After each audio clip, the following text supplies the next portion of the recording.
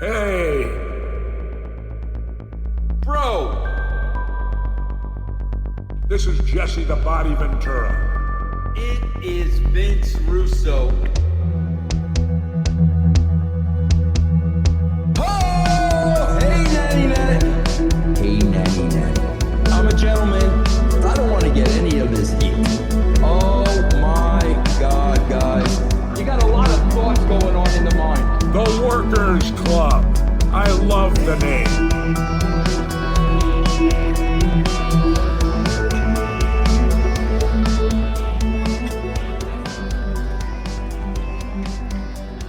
Are we recording? We are recording. It's Workers Club, what is it, 151?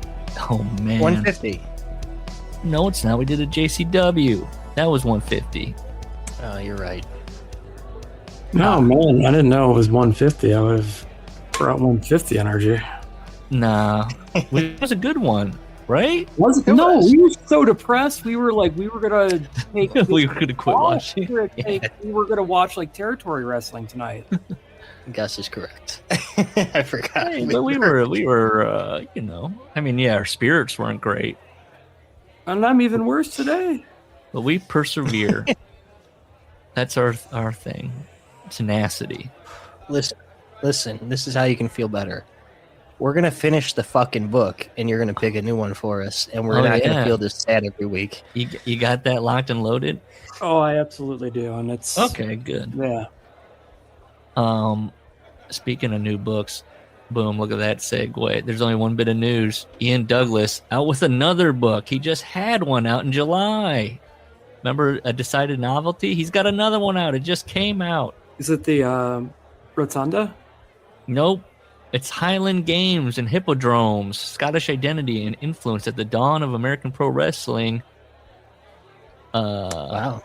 Forward by that is, Drew McIntyre. Wait. Okay. Yeah. So there you go. Got Drew to write the foreword.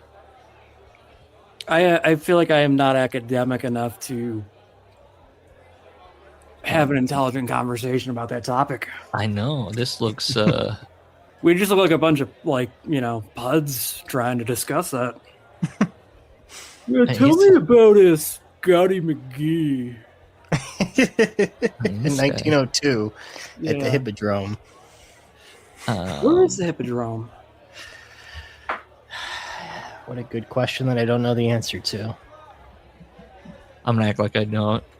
You know, it's a theater or performance venue. Come on. Is it a That's exactly what it is. It is an Okay, ancient Greek stadium used for horse and chariot racing, but in the modern thing, it's just a public entertainment venue. Yeah, because you can build those in one of the Civilization games. I think it's like a unique... Yeah, it's probably for the Greeks, where you could build a... you get a modifier bonus to your happiness. I can talk about history like that. I'm sure some people are thinking palindrome. When I see here, Hippodrome. What was it again? Hippodrome. Maybe that'll be one I tackle on my own. Yeah, the book explores the role that the culture of Scots and Scottish immigrants played in shaping the bedrock of the wrestling business that still exists today. Also, Did we talk the truth about Roderick Toombs? Because I would be fascinating if he gets into it. This is going late 19th century and early 20th century. This might be a Tim Hornbaker affair. Nah, Ian knows not to just mindlessly list Gates. Come on.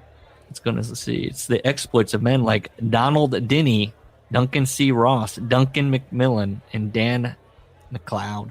Listen, as far as like co-authors, Ian's the greatest storyteller, I think, in that game right now. Yeah. It was pretty relaxed. It was very, some of these books that we've read are kind of buttoned up a little bit, or it's just clearly the guy recorded himself into and then they just dictated, you know, took it down almost verbatim.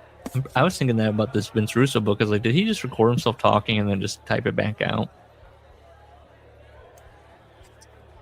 I'd love to see what his typing technique is. Yeah. I think probably took typing. He had to. It was probably a class and a major, considering the time frame, right? You don't think he's hunting He and did work pecking? for the magazine. He did work for Yeah, the magazine. I think he's a proficient at proficient at typist. I think he's actually probably got decent WPM. I would like to know if I'm faster. I don't know. We'll see. Did you guys do like Mavis Beacon in school or no? Yeah, I had typing class. Yeah. Now these kids just do the videos with the TikToks. It's like they do Minority Report. They're swiping.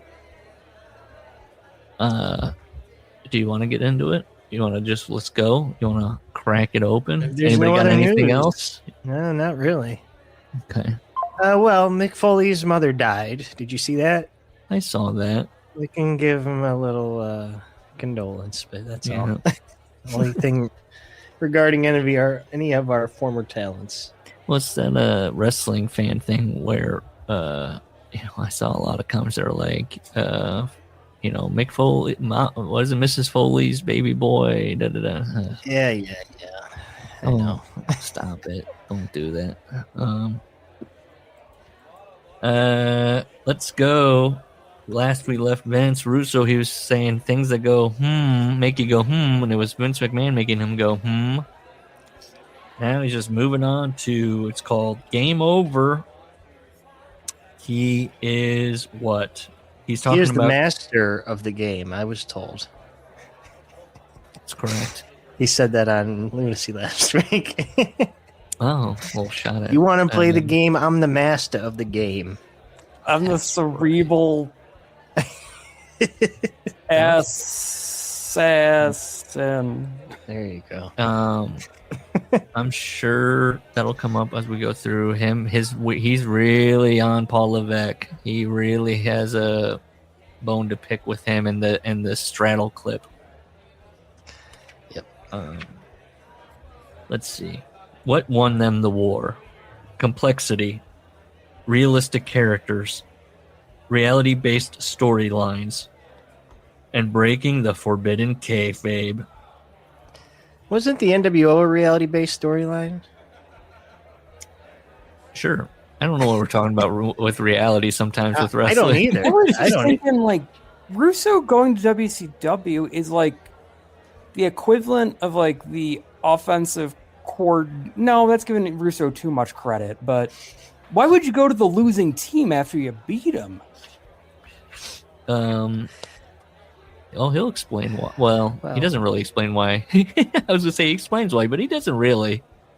What one? You know what Russo is? He's Josh McDaniels. Sure. Every time he leaves the Patriots, he fucking sucks, and he's got to tuck tail and come back home. He can't do it on his own, clearly. Is Josh McDaniel going, I was just drawn. I don't know. It must be God drawing me back. There's one huge factor in the WWF winning the wrestling war, and that's heart. God dang, they had a lot of heart. But something... Vince Russo gives Vince McMahon a shirt that says, he says, they started calling it the WWF Attitude. That's interesting.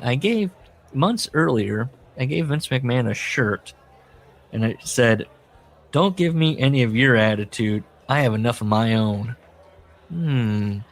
Perhaps that stuck with Vince McMahon. So he not only hates shit he gives, he also gives them.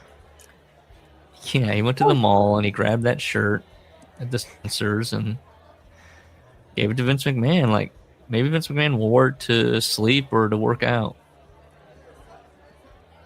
I remember somebody buying me a shirt that said, nope, not today. And I'm just like, when the fuck am I going to wear this? Why did you buy this for? That's what this feels like. I got a Game of Thrones hooded sweatshirt from what? my almost my almost in-laws one year, and I'm like, could you give me a less thoughtful fucking gift? Like, are you a fan? Yeah, but it's just like, I mean, TV show, you know what I mean? Like, how would you feel about getting like a Sopranos t-shirt? Damn. Or am I being a dick?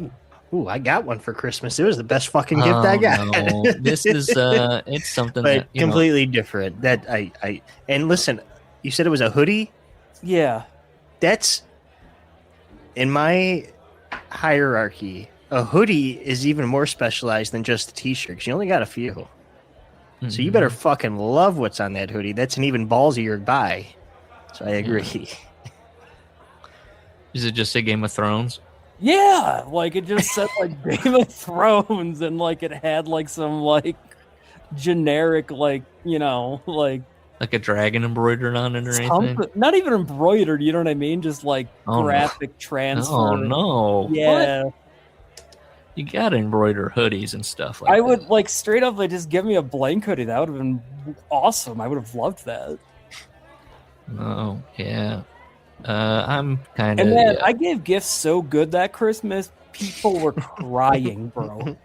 Literal tears across her family because like I actually took the time to like give everyone a Game of Thrones box set. Yeah, exactly. Are you watching the new one? I watched 15 minutes of it and I'm like, this is dumb. And then I'm like, yeah, I'm done, I think. Come on, stick with it. No, I'm sticking with the other one that still sucks. House. Oh no, this is turning into. We gotta focus. I can't stick with two that suck. So Russo goes around. I'm trying to. Larry's gonna get mad at me. Vince Russo notices that Vince McMahon always seemed to never make enough money. Strange. And he starts going, "Oh my gosh, look at our television. We've got all this filth." And Vince McMahon is there's toys out there for these guys. We're marketing to kids. And Russo tells McMahon that he's so concerned about kids getting marketed to that he would like to sit in on the merchandise meetings. Oh, boy. And by the way, do you know what Eckerd's is? Where's that at? I know. Eckerd's. Yeah, and then go to Eckerd's the next day. I never heard of that. And see Stone Cold lollipops in Eckerd's. That he doesn't put in, like, if you don't know Eckerd's, then you don't, then you're not American or something like that. He did that for. I've never heard of an Eckerd's. What the fuck? White Castle. He did it. It turned into CVS and Rite Aid. Okay, so it's like some East Coast thing. They were sold to him, actually. Yeah, exactly. And that's what I was just gonna. Why can't Russo just know that we're not all from fucking Long Island? Yeah, I'd be like, hey, if you don't know Osco, if you don't go shopping at the Jewels, you don't know nothing, pal. Yeah, you go to the Eckerd's, you get a Stone Cold lollipop. It's Vince collaborating with Mattel. We're gonna market alternative lifestyles.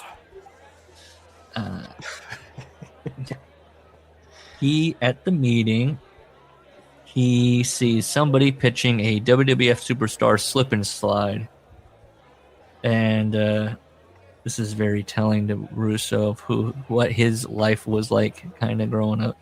He goes, "Yeah, a bunch of 20-year-olds are going to get together, have a few kegs, a couple of joints, and then have a slip and slide party." Sounds fucking awesome, actually.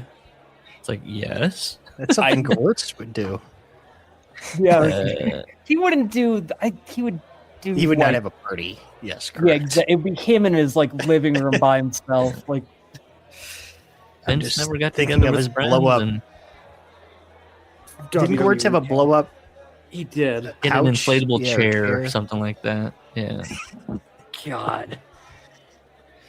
He was self-deflecting about it. He was like, "Virgin status confirmed," or something like that. Does Vince not know how merchandising works? So these are all just like, these products are just fucking blank templates that you just slap the fucking branding on it. It's like basically just going through. You want one of these. Cheap crap. Yeah. Sold high. Let's see.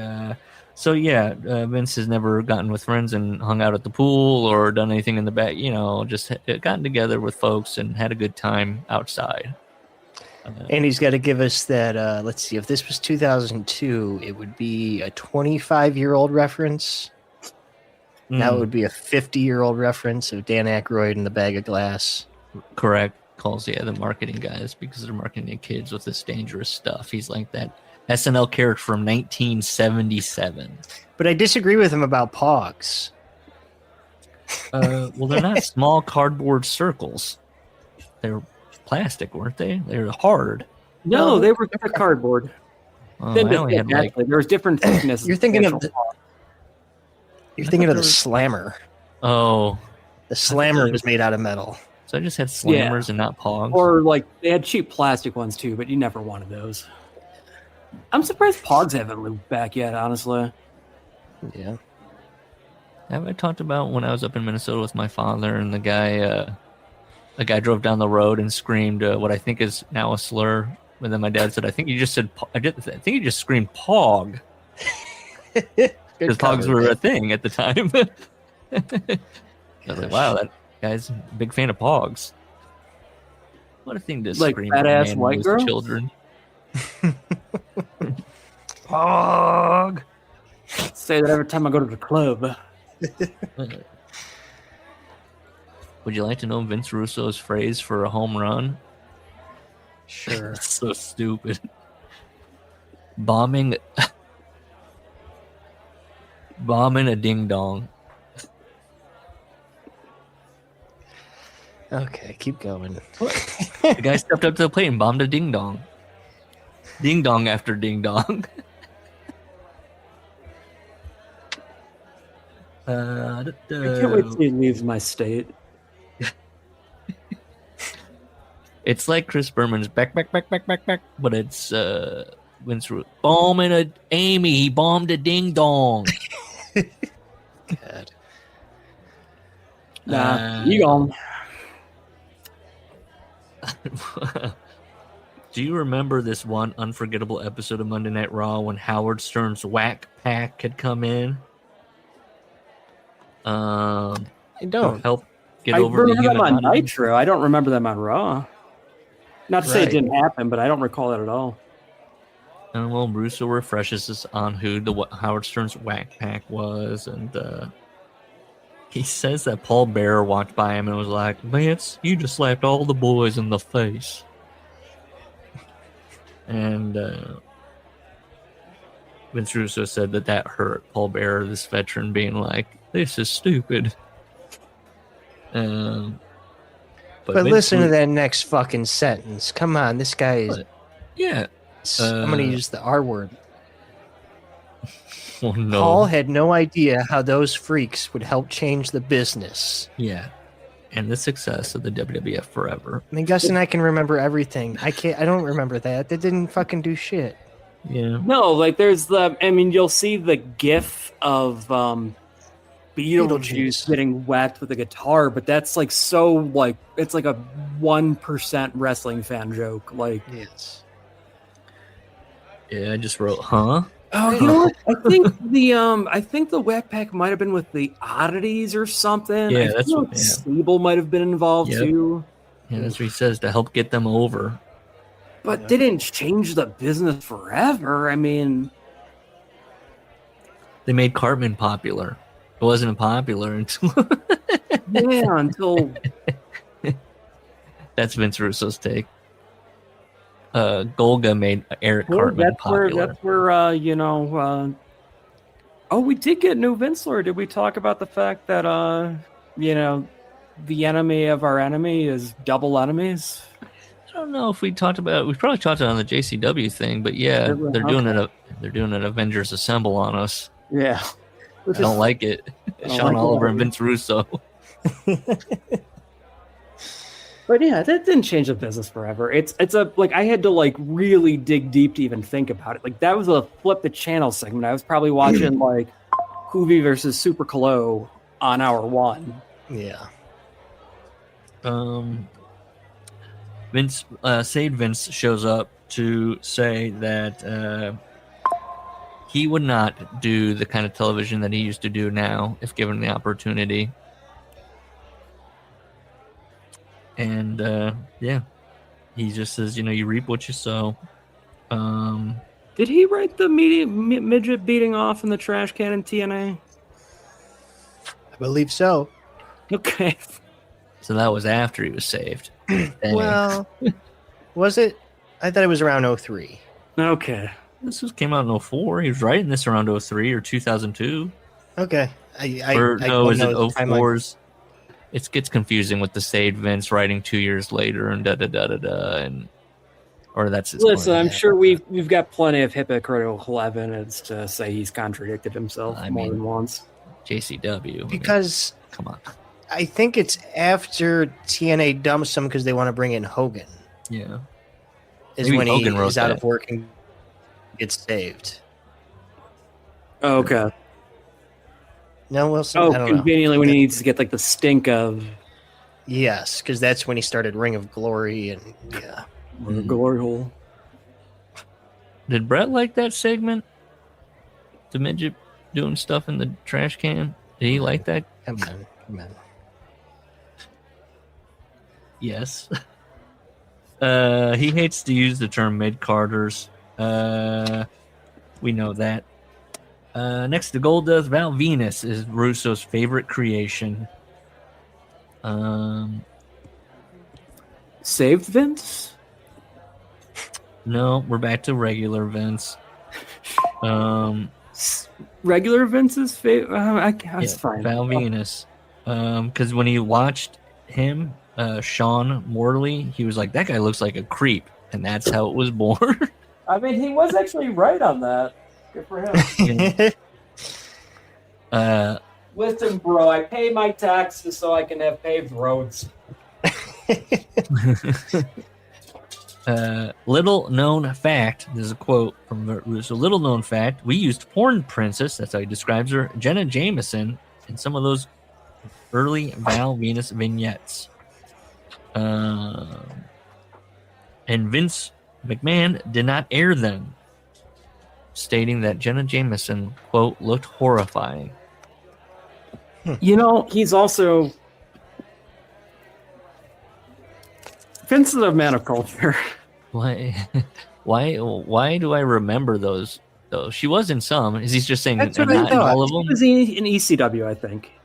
No, she's in some of them. Yeah, I thought she was in She a takes Val like a Venus shower with them, or she's outside with you them know at one what? point. Yes. You're right. They must have filmed a bunch, and Vince didn't like some of them or something. Let me show you how it's done.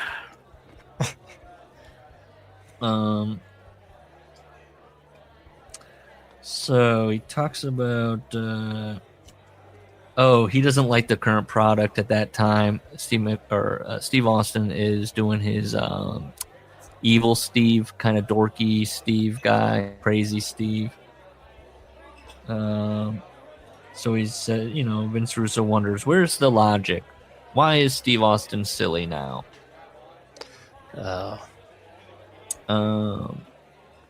Let's see.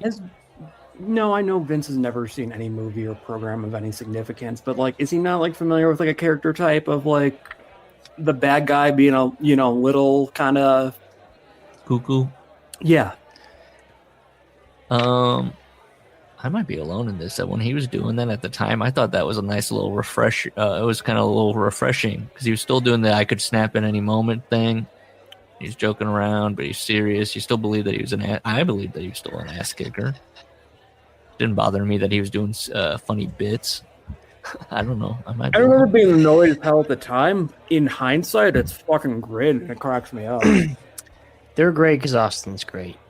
Was it good for business? No. However, everything Russo does is like those skits. Like, when does he ever book an ass kicker? Yeah. He's pushing Stephen Flo. Resident ass kicker. Resident ass licker because he got to get his glass fixed. Yeah, Steve Austin and Even Flo, two guys that break glass.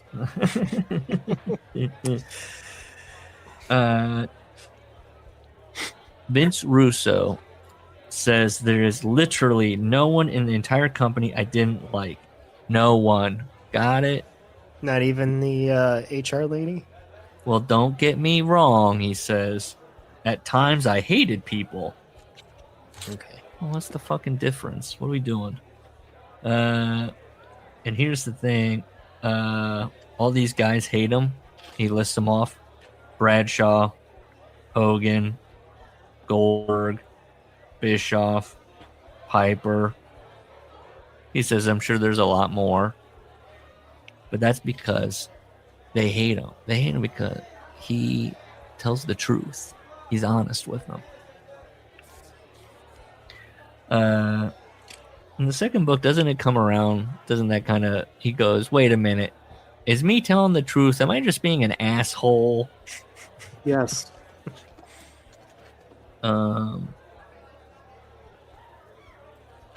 Let's see. If He you're goes, that guy in like social or professional situations, like, yeah, no one likes you.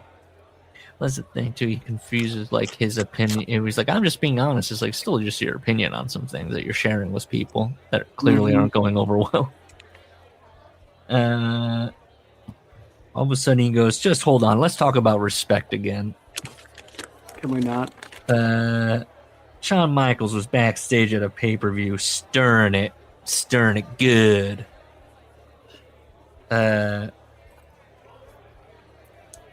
Billy Gunn said something I perceived as wrong. So I told him to go fuck himself. Once the words left Vince's mouth, he knew he'd screwed up. He's like, oh my gosh. So what do you think what do you think Vince Russo? Vince Russo's getting frustrated with Shawn stirring shit up. What does he say to Billy Gunn? What if Billy Gunn would have said, I mean, that made Vince Russo go, damn it, go fuck yourself. Yeah, just questioning an idea. I could see Sean standing there throwing in his 2 cents every 5 minutes. Pilled up Sean. Scratching his nose and telling you what he thinks. So I guess Road Dogg's standing there too. So Billy Gunn says something. Vince Russo gets offended.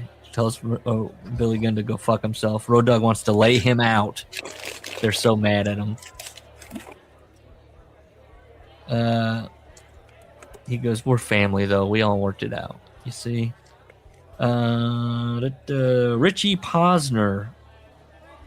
He was the prop guy. And when he was in WCW, that was a problem. He didn't have a prop guy. Well, hang on. Russo says somebody you'll never hear or read about. Mick Foley talks about him in the second book pretty extensively.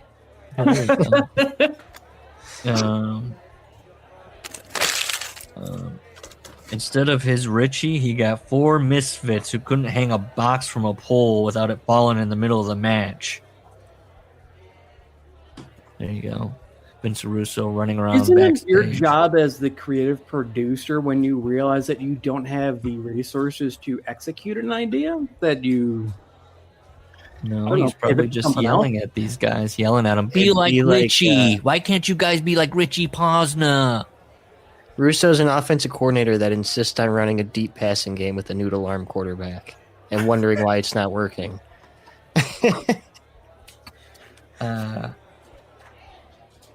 Russo runs a draw play on 3rd and 18. They'll never expect it. He's that guy. Yeah, he is that guy.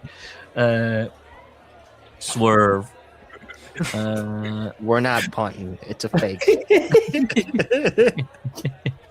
We Not picturing Vince Russo with a headset and that kind of, you know, the dumb look coaches get sometimes when they're like the wheels are turning and they're like, oh, that didn't turn out like a... Vince Russo's probably got that face. He's searching, he's thinking, he's processing what just happened. Do you want to go outside? Come on. Anyways, he tells a story where Richie Posner told Vince McMahon off, and Vince McMahon just walked off because he needs a Richie Posner. Riddle me this, Vince Russo says. Well, who survived working with Vince Russo, or as he calls it, the Vince Russo experience? There's a guy by the name of Bill Banks. He was an intern at the WWF magazine, and then he just talks about... Is that the typo guy? Typo. Oh, typo. I think they said typo. Tybo. It was. Banksy, Russo calls him. So this kid is 20. Russo's talking about what he thinks is funny about the kid. He's got red ears that stick out. He's negative all the time. So they call him Mr. Nego. Okay.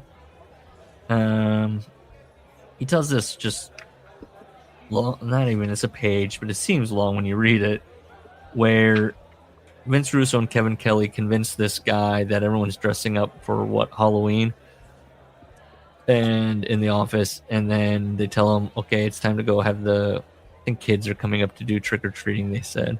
So he goes up and gets in a costume, and then when he comes out, everyone points and laughs. Goes, I can't believe you thought that where you're going to celebrate that and hand out candy to kids. You fool. That's it. Russo asks, can you imagine the humiliation? Yeah, I see here another. I'll stop with these after this. What? But when Russo goes to WCW, like a fucking head coach getting his own team, he takes Banks and he takes Ferrara with him. He does. Yeah, and that's all he needs. Actually, you should keep up with the football references. Yeah, it's fun. Okay. It segues into our next book. Yeah. Oh, fuck. Ooh.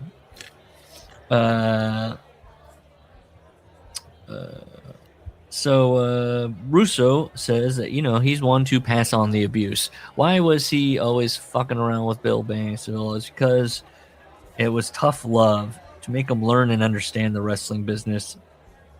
But when he thinks about it, and this is regular Vince saying, I think I was just taking out my frustrations of the job on him.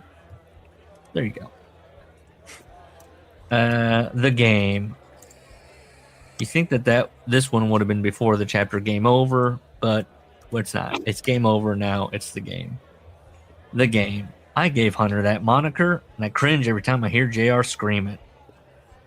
And he wonders, what if I was paid royalties anytime they brought up one of my ideas, which is a nickname in this case. So many characters were my creations, he says. Their look, their name, their catchphrases. So many characters were my creations. Brings up Paul Levesque. Paul Levesque was a hard worker. I wrote, Russo says that about everybody in general, so it doesn't really hold any weight when Vince Russo says he's a hard worker. Correct.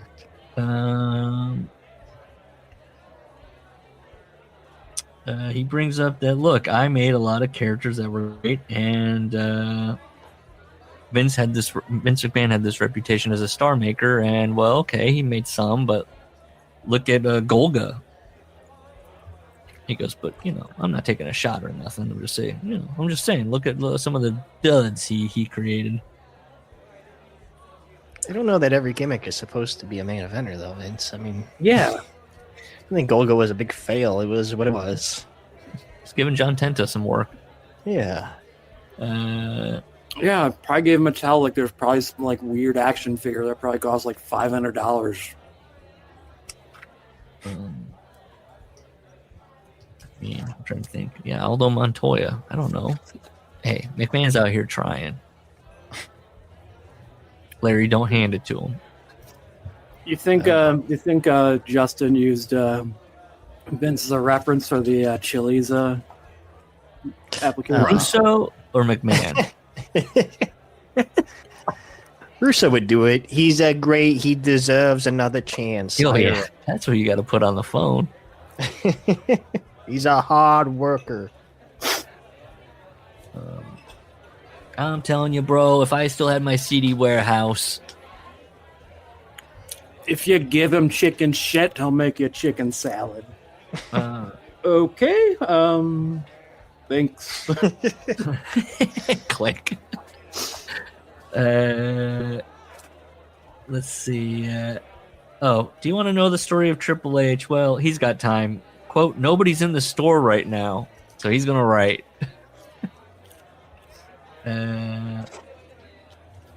Let's see. He talks about the Madison Square Garden, the curtain call. and he's looking, Bruce Pritchard's mad, Jim Cornette's mad, and Vince Russo says, quote, "I swear it was as if they had raped someone." In regards to the click. So just comes out of him like that. I don't care about Russo recapping. He does. China gets brought up. I don't have anything, just the rape thing. And this is Vince Russo says this is a funny thing. You tell me if this is a funny thing about China. The funny thing is, the first time I ever saw Joni, I swear to God, I wasn't so sure she was a man. Oh boy, Shiner. It's funny. It's funny about that woman. I thought she was a man. It's funny. Well, he's ashamed and embarrassed. Okay, he can't believe he ever thought that. Oh, and also he gave her the ninth wonder of the world. That's him. Okay. And also, I did add that he doesn't have to say that. He doesn't have to put that in about China. Where he's I'm embarrassed I had said. I thought that book with a list of like TV moms he wanted to bang either, but here we are. I know. He's big on it's almost like a kink of his to put in something that makes him look really embarrassed and like sad, sacky. He loves it. He's like a little perv pain piggy or something. This is how he ends the game over chapter. He goes, just so you know, I love reality TV, and last night I saw the greatest reality TV show of all time, The Osbournes. It's the best idea since Goldie Hawn on Laughing. And that's the problem with TV execs today. They get so wrapped up in numbers and focus groups that they lose sight of the objective. It fluctuates. If it's about the high ratings that he claims with the Attitude Era, the execs know what's up, and all that matters is the numbers. But when it's something that Vince Russo just personally likes, why are you so obsessed with the numbers of this thing? He says, I've dabbled in Hollywood. Yes. Writing a pilot for Fox. Come on, brother. Yeah. More on that later. He thought he was in a bad sitcom. Fink to the Warrior. He just would like to talk about a couple of guys. Howard Finkel, and the Ultimate Warrior. He traveled with Finkel. And let's see. Vince Russo wonders why Howard Finkel is so loyal to Vince McMahon. Poor Fink was subjected to Vince Russo spending many road trips telling him about what a better job he could do writing television than whoever was writing at the time. So this is back in the magazine days. Howard Finkel would listen to the Fabulous Sports Babe. Vince Russo can't understand it. How do you listen to some broad do sports? Especially when that broad not only isn't hot, but it's the size of a house. No Save Vince in sight. Nope. So Save Vince never shows up in this chapter at all. Peanut, come here, bud. Howard Finkel introduced Vince Russo to the Dairy Queen Blizzard. You're telling me, Howard, they're putting the cookie dough chunks in That's the right, Vince. I'm telling you, bro, what do they think up next? What's next? I don't know how you could be introduced to that. Never had that one. seems weird to me. Isn't Dairy Queen a nationwide Every thing? fucking ice. They are, but even if not, every small ice cream joint has their own Blizzard. Yeah.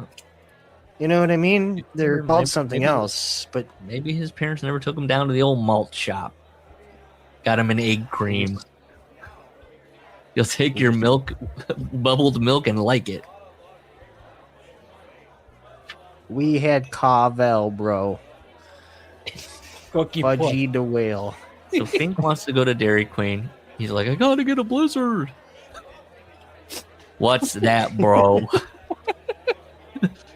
And Finkel's a New Yorker too, so Russo can't even kind of claim that as ignorance due to region.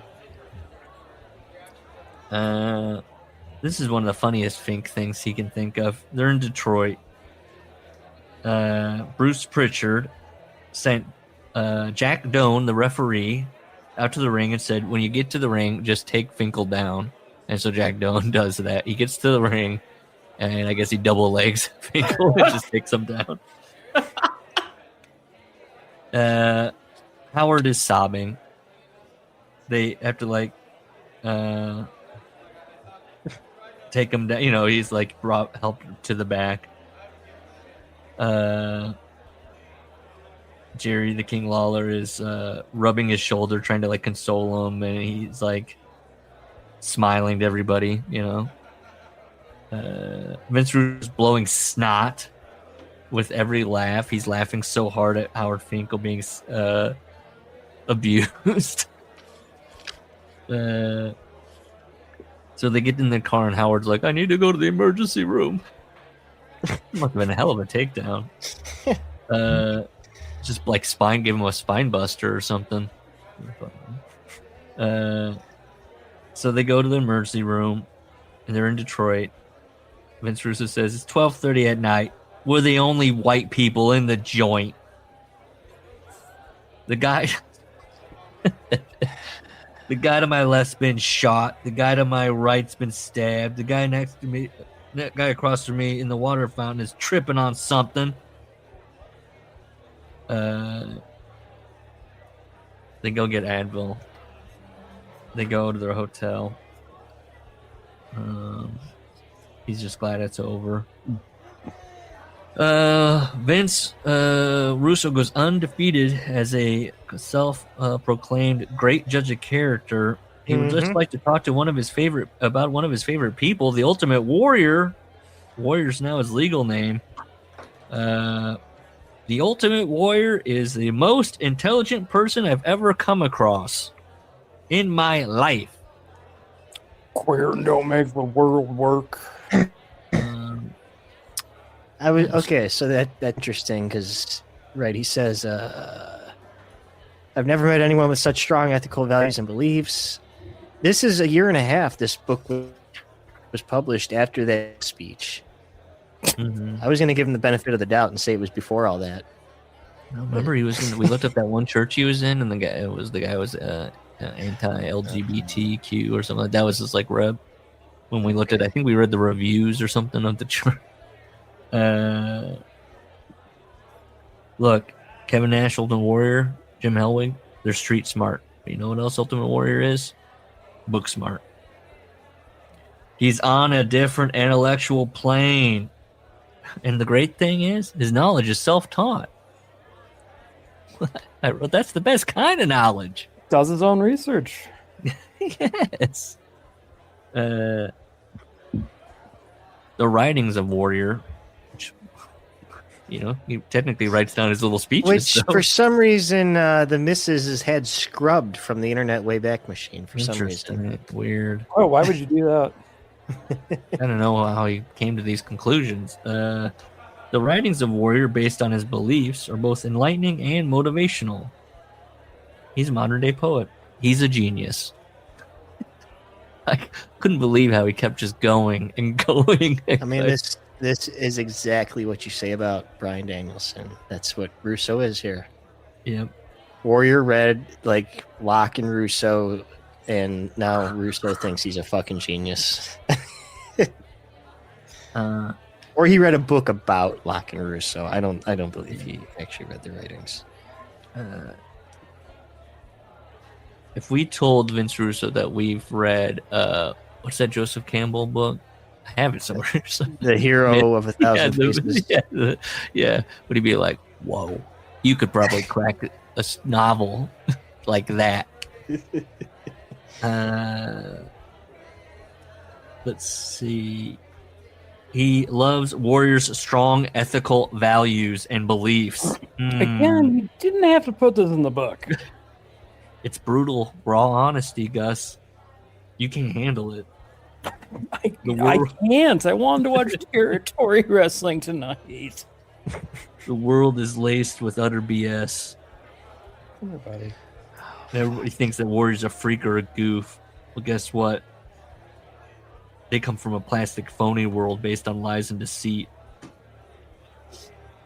And look, Vince Russo wants to help get Warrior's word out. He's an individual who needs to be heard.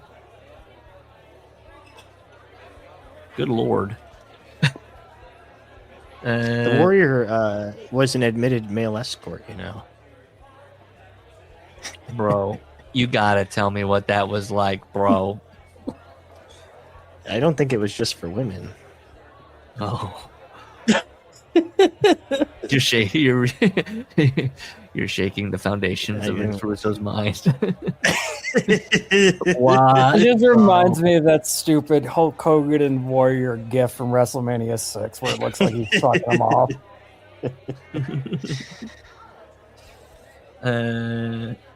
Chapter 51, Oklahoma. This one's going to get weird. Vince Russo starts it out of the gate. Starts it off hot for me. He writes a hell of a sentence. Says this is going to be a very interesting chapter because he might find out some stuff about himself here. Come here, buddy. We'll see as we go. Why are you being weird? Vince Russo also thinks maybe I could use a shrink. Now that he's left the WWE, he's like, was I an asshole to JR or is JR an asshole? Yes. There you go. And again, Vince Russo would like to say, I don't want to say I don't like this person. Okay? It's not that I don't like him. Good guy. But he had some personal feelings. What were those feelings? He just didn't think that JR was good at his job. Not being an announcer. He was a good announcer. Head of talent relations. JR sucked. Yes, Vince Russo says that the head of talent relations is kind of like being a general manager of a sports team. And he just thinks that maybe JR was out of his depth, you know? Kind of like how he was when he became editor of the magazine. So he knows he's coming from a place of knowledge. His GM, JR's 2002 draft. Yeah. All time. Come on. Well, Cena, Batista, Lesnar, or come on. Stop. Well, look, Russo's got a counterpoint to that. You're head of talent relations, right? Relations with the talent, bro. But why are you treating the mid-katas like the less than the main eventers? Because they literally are. You pay them less, they bring in less money, and they are a lesser part of the show. So therefore, they are worth less than your time. If you have a mid-carder that is taking up more of their time than their role persists, that means they are a negative war player, and a good GM would not be wasting their time on such trash prospects. Thank you. Vince Russo has another counterpoint. No. Even if the job calls for you to do that or not, even if that's exactly the job, it just rubs him the wrong way. He doesn't like it. JR wouldn't give D'Lo Brown the time of day, and yet he's inviting Steve Austin over for barbecues. JR loved D'Lo. He put him over on commentary all the time. He's always talking about him being like an accountant, and D'Lo's not invited to the barbecue, folks. It's reverse racism by JR. He's like, didn't D'Lo have a football background too? The Maine Black Bears. And I only know that fucking mascot because of JR talking about it. I said, you got JR coming and going, brother. He can't win with you. He would say, people like Gus would say you got to treat stars like stars. How about treating people like people? You can do that too. It's economics, brother. Did you know that many of the talents despised JR for his favoritism? They didn't tell him to his face, but they told Vince Russo many times. So there you go. You know what Vince McMahon used to call JR behind the scenes? No? Come on. Deputy Dog. And Vince Russo thinks it's because It's such a it's not even like a harmful name. That's my deputy dog. he starts comparing Jim Ross to Eric Bischoff. I don't know Deputy Dog that well, but yeah, he has that hat. Does he have a hat? Yeah, it's not quite a cowboy hat, but it is exaggerated. Okay. So he's like, we got this guy that's wearing a cowboy hat, this JR fella, and you're a new talent, and you're looking at Eric Bischoff, and he's handsome, and he's energetic. Wouldn't you sign with that guy and not JR? Yeah, that's what most star athletes consider, Michael Jordan re-upped with the Bulls because of that handsome devil Jerry Reinsdorf. Yeah, all those great. AR's just got to wear his rings to the talent meeting. That's right. That's how you do it. And then miss the first ballot Hall of Fame vote. Yeah. There's a ton of great-looking sports franchise owners. They're all just really good-looking dudes across the board. Yeah, you always sign with the most handsome. That's why all the good players are coming to. That's why all those good players stayed with Billy Bean. Because of how handsome he was. They all stayed, every one of them. That's why the Oakland A's won so many World Series. Didn't work for the Browns. I would be more likely to sign with a guy who looks like more like a. I would think Bischoff would be bullshitting, man, just because he looks so phony. Nobody would have played with Tony La Russa. Yep. Look at that head. Look at that haircut. We talked about that before. Well, no, I think we've talked about his DUI situations and God dang, falling asleep. Yeah. God, he actually probably crawled on top of somebody. Isn't that disgusting? With that hair. Do you want to go out the front? Would you rather be? Didn't him and Pujols, weren't they Republicans together? Everybody lets the Pujols thing slide because he does all the disabled kid work. Okay.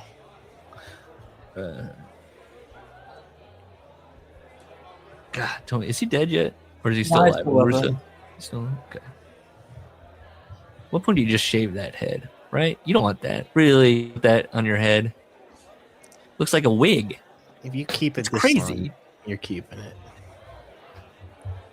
it. So he's like, another thing about JR is that he just wants to be on television. Like, what? And Vince Russo was saying, okay, so he's trying to get these ratings up, and after a while, he's like, this roster is the same people over and over. I need fresh guys. I need new names. He can't get the rating. He told Vince McMahon that he would get the ratings up, but hello, he needs help. JR needs to be signing people. If he was good at his job, he could just reuse the people they already have talent agreements with and just give them new characters. Isn't that part of his job? I don't even. 98 Ross had a pretty good year too. It gave him Val Venus, Edge, Christian. Yes, there is. That's why they started taking off a little bit. New talent. Yeah, I would say it was pretty fresh. Even Austin, hadn't been around that long. He gave him guys Russo couldn't do shit with. Dr. Death, guys like that. Meanwhile, over in WCW, Eric Bischoff is signing everybody.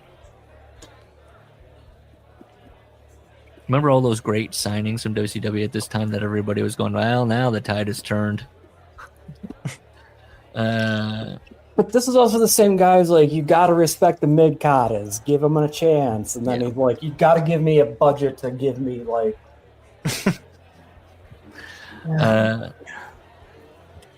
So what happened? Eric Bischoff signed Ultimate Warrior, and that was it. Vince Russo went to Vince McMahon and said, "What is JR doing?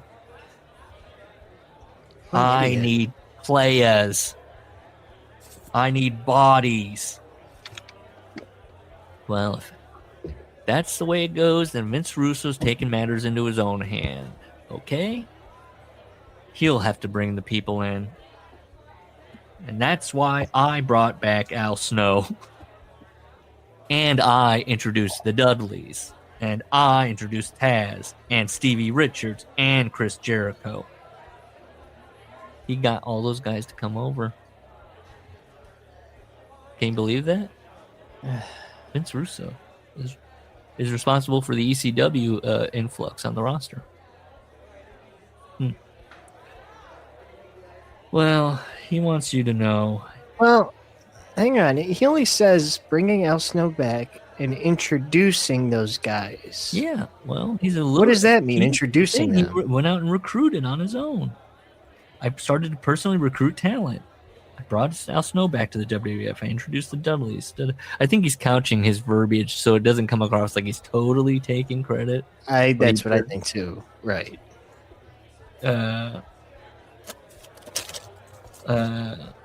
I don't know about you, but I don't really like to talk, Vince Russo says. Come on. You could cut these out. What? JR just talked. Wait, this is a sentence. JR, he talked, and he talked, and he talked, and he talked, and he talked, and he talked, and he talked some more.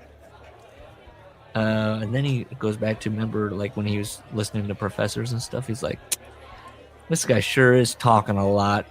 Probably thinks he knows everything because he's talking so much. Well, he doesn't know anything. That's why he's talking so much. He psychs himself out in those situations. So Vince Russo stops having meetings with Jim Ross. He brings up the flight from hell. And he doesn't name names, of course. Who was the commentator making out with a flight attendant? I was going to ask that same question. I know the Michael Hayes one. He gets knocked out and gets his hair Although, hang on, Russo wasn't there. No, this is all hearsay, so maybe you just heard that. I like that. Yeah, because those are far from the worst things that happened on that flight. Yeah. He does put in parentheses after he lists what happened. He goes, at 30,000 feet. It would have been higher than that, actually. The height adds to the drama of it, though. And who was the head of talent relations? Jim Ross. Doesn't mean he's the fucking... Does it? That he's... The babysitter?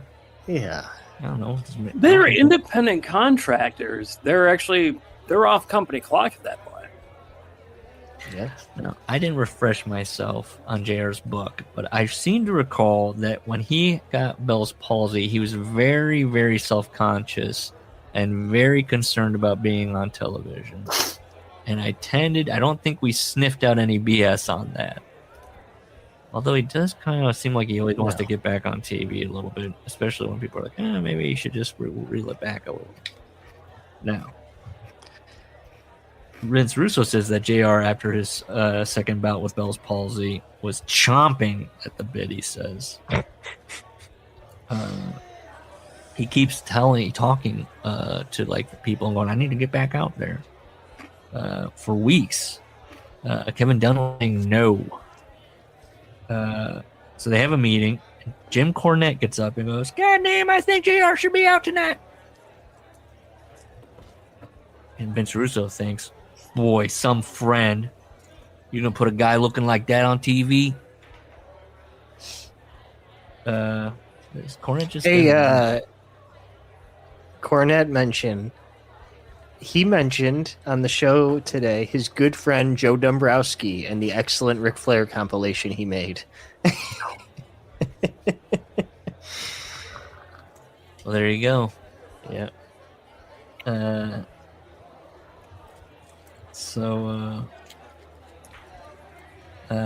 JR, so everyone leaves the meeting, and Vince Russo's like, got to hit JR with some truth. As a fan, he must not understand what's going on. So I must illuminate JR on what the situation is. And so he goes to JR and he's like, nobody that watches wants to see you like this. They don't want to see your Bell's palsy face. Okay? Listen, you don't have to be on camera. This isn't Don't the write a JR. fucking segment where there's a announcer segment, right? I mean, that's usually once a night anyways, right? Yeah. I don't remember being watching at the time being like, oh my God. His I face. only do because they made it an angle. Yeah. Yeah. I just was like, oh, he's back. He had a medical issue. Now he's back. Oh, this handsome man is no longer handsome. I mean, he still looked like JR. You know what I mean? I don't know. We struggled with it because he's kind of a little bit of a cocksmith. So, and in the book, he's left and right, just like reeling it in. So, and you look at him, and you're like, he just looked the same. His baby picture looks like a JR head. His college picture is JR head. So Vince Russo says this isn't the JR the fans know. And of course, this is another Russo MO. I don't think he covered it much like this in the second book. In this first one, he cries all the time when he's trying to work somebody over. He starts crying. So he's choking back tears when he says something really upsetting. He says, nobody wants to see your fucking face, Jim. It hurts me to say this. Let's just say it. His face was disfigured. Okay. He remembers another incident, the Sky Dome in Toronto. JR went to Vince and said, can I just go out there and wave to my fans? That's according to Vince. And he just moves on. He's like, geez, this guy always wants to be in the limelight. Ed Ferrara. Couldn't have done it without Ed. He says, Ed is extremely talented. He easily could have been a stand-up comic.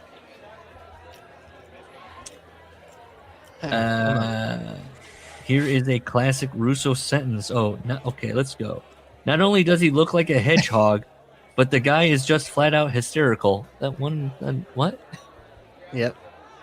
Not related. Ed did many voices and characters, but his staple was JR. Yes, it was cruel, Vince Russo says. It's not even a good impression. Well, Russo's just easy. Vince Russo says, as a good writer, I have to properly set the scene. And he is going to hell for this, he says. Ed would do this face where his tongue would pop out of his mouth and roll around like it was a lost slug looking for a cool rock to crawl under. Writing. And okay, look, we weren't being deliberately cruel by mocking JR behind his back and calling out his face and the way he spoke. He says that we weren't being. Well, if you wanted to figure it out, there he said that's how Ed Ferrara's Oklahoma thing came about. That impression he used to do about JR all the time. Of course, the goodies at WCW, they made us stop because they thought maybe JR would sue us, or also they said disabled people would get mad. That is a big chunk of the audience. And then he writes about Vince McMahon, and he really misses when Vince would laugh. He's thinking about Vince McMahon laughing at JR's expense, and he goes, God, those were the times that I missed the most. When he just let his guard down, right? And we were just like friends, buddies, laughing at another man's misfortune. I think he's jealous of JR. Not to be simplistic about it, but... Yeah, I thought that it might be an element of that, where JR seems to have the consigliere role that Russo desires. Yeah. Let's see. Oh, so he moves on to the next thing where he's just like, well, I was done writing this about JR. But then terminally online Vince Russo saw an internet interview with good old JR. He's so gotten to. I know. I think he brings up another thing again later, and it's like, dude, how much time was spent? I mean, still probably where he watches and it just keeps his and just look and look and look. And did they see me? Did they bring me up? Did they resist a reference? It's just about the. Let's see. What does he say? Oh, JR said that his problem with Vince Russo was that he didn't understand Russo's logic on things sometimes. So then Vince Russo's like, well, how is this for logic? And he starts, doing rating numbers. Take that, huh? There's your logic for you. Which, again, number high means good. Bruce Pritchard told Vince Russo a rumor. Vince Russo would often I want to address this one. Yeah, Vince Russo would often out loud wonder, how does JR even have a job? And Bruce Pritchard had heard that when he got brought back one of these last times, because JR would get fired or quit or whatever and then come back, that he signed a 10-year no-cut agreement with Vince McMahon. He got a 6-week contract during because Vince needed an announcer when he was on trial. Yep. No. He signed a 10-year no. He can't be fired. He's still on that 10-year contract. I could say JR being a smartass and saying that to Vince and sure. Vince Russo taking it as fact. No, I got a 10-year no-cut contract. Or Bruce. You think Bruce is telling Jim about stuff that no, I think Bruce knows Russo's a fucking idiot and he tells him that. Well, it must be that. Yes, Bruce Pritchard is the guy leaning back in his chair and going, it must be a 10-year. I heard it was 10-year contract. Can't be cut. But he's making 5 times what you and I make. And just seeing if Russo, he's gaslighting. Twiddling the pen as he's talking. So Saved Vince shows up and he does his, why did I put all this filth about JR in here? To prove a point. To show what a horse's ass I was. And then he apologizes to God for writing ass and says that will be the last swear word in the book. God, he's a loser. He's just a dork. I'm sorry. Does that mean? He hopes JR's reading this so he can apologize in public. He apologizes for his actions. He's sorry for being so brutal. And he again sincerely apologizes. He's ashamed, he's embarrassed, and again, he apologizes to JR and JR's family. And he says, friends, I do not want to be part of this world anymore, or that world, he says. That world. Gossip, negativity, deceit, hate. He doesn't going to partake in that anymore. I just want to remind everybody that he spends a lot of time on YouTube saying outlandish things about people and then gossiping. And a lot of the show is that Jeff Lane character showing him like clips of Tony Khan and them giggling, just like stupid shit. Last night, I had a rather traumatic evening. This is Saved Vince. About a week ago, he had launched a Christian website. I Googled, there's no record of that I could find. I didn't do the most in-depth search, but what do you type? Vince Russo Ministry? I don't know. He took this Christian website very seriously. And wouldn't you know it, he starts this Christian website, and a bunch of wrestling fans got on there and just started yammering about wrestling. Stained it with wrestling reference after wrestling reference. Hello, ladies. Yeah. Well, Vince, when you start a Christianity website, don't leave like what is it, a comment board? Do you have a forum up there, a guest book? What's he doing? Remember guest books? Just hey, the owner of this site's a turd. And then he goes, by the way, just so, and this they must have been bringing up the Hogan thing, because he goes, I just want to address something real quick on top of that. I just got to keep hearing about the Bash at the Beach thing. But I can't, he's like, I'm over it. I don't even want to talk about it. That's for another time. So he says he's distraught.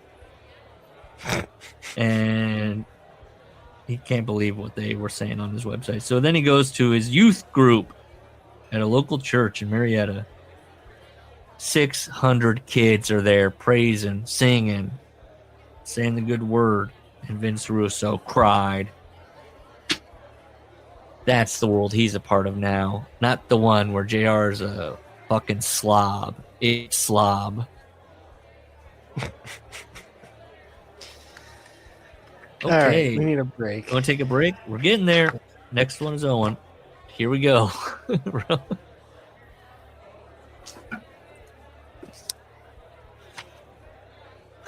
Owen.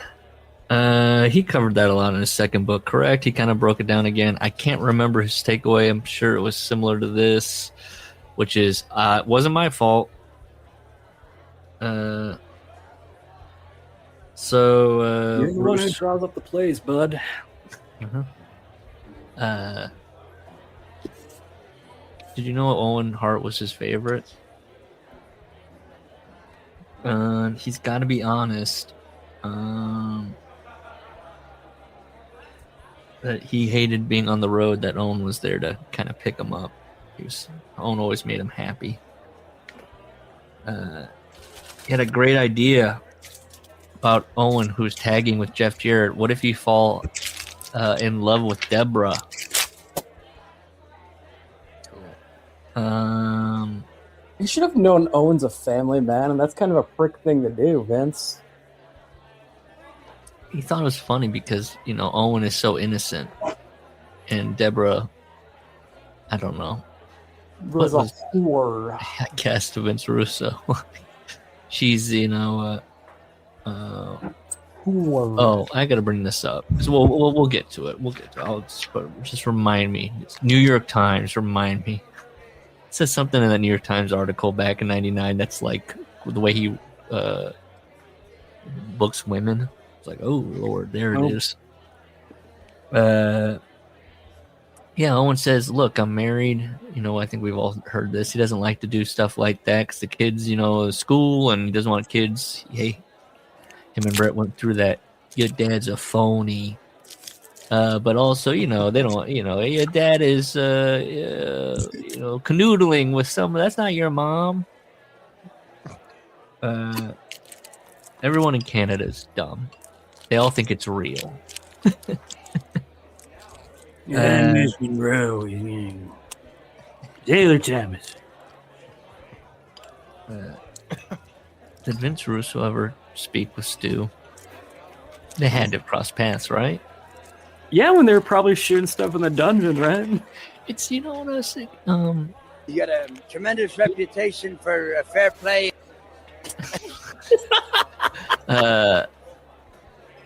Vince Russo's always obsessed about like second generation guys and stuff, but like Brett and Owen, for some reason, maybe it's because there's so many of them, he can't focus on like Owen, I guess, but he doesn't get like all weird about it.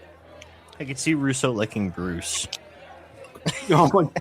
Give Bruce a chance. No, there is, yes, because he's always drawn to like the really griftery people. It's like the Warrior. I think later he references his favorite preacher is Joel Osteen.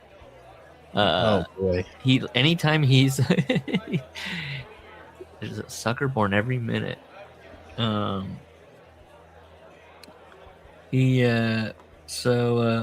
was a guy who didn't realize just how funny he was. So he wanted to utilize that. So he came up with the blue blazer. look, and there's just a tinge, just a touch, a little bit, the way I read it, of Russo kind of being like, well, if he would have done the Deborah idea, I mean, gotta have respect for the guy, but if he, I had to come up with another idea, it was the Blue Blazer. Maybe.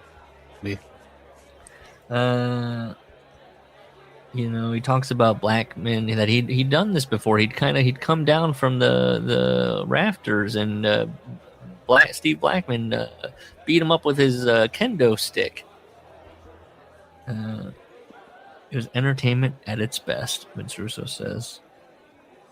And look, he says Owen Hart, he puts this at the end of that.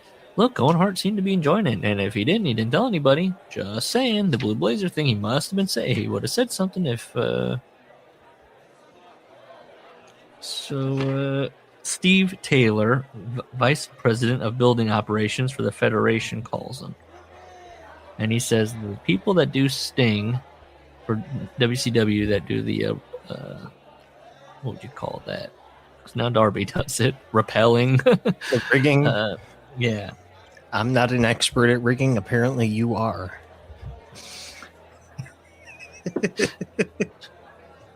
I need that as a sound clip. Is that a Vince? Yeah, that's Vince at the day after press conference when the woman gets an attitude with him. Apparently you are. I believe he says, I resent your tone. Wow. Oh, man. How does Vince McMahon feel about these rigged elections? Thank you. So he hears that. Hey, the Sting people are in town. Well, here's an idea. What if we do the Sting entrance where he rappels down from the rafters? We do that with Owen. Even though he kind of, I guess it's just convenient. He's like, oh, those people are in town. Let's do it. What was the other time? Because he says another time happened. You ready? It's too good. Let's hear it. On a full A line or some other backup line, which is normally used for anybody that's using a rigging. There would be a safeguard that someone would control. I'm not an expert on rigging. I guess you are. Well, there were no precautionary measures taken. Why not? First of all, I resent your tone. Quiet, Piggy. I resent the sarcasm. Again, No, I resent your tone, lady, okay? Why This was a tragic accident. Yeah, lady. I resent your tone, lady.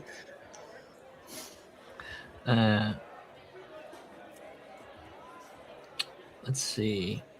So they pitch it. They're going to do that. But let me make this point, Vince Russo says. That the rappelling down from the raster was not vital to the show.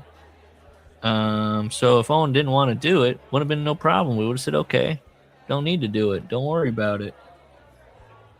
Would have been just done. Not even going to think, fine, you got it, bud.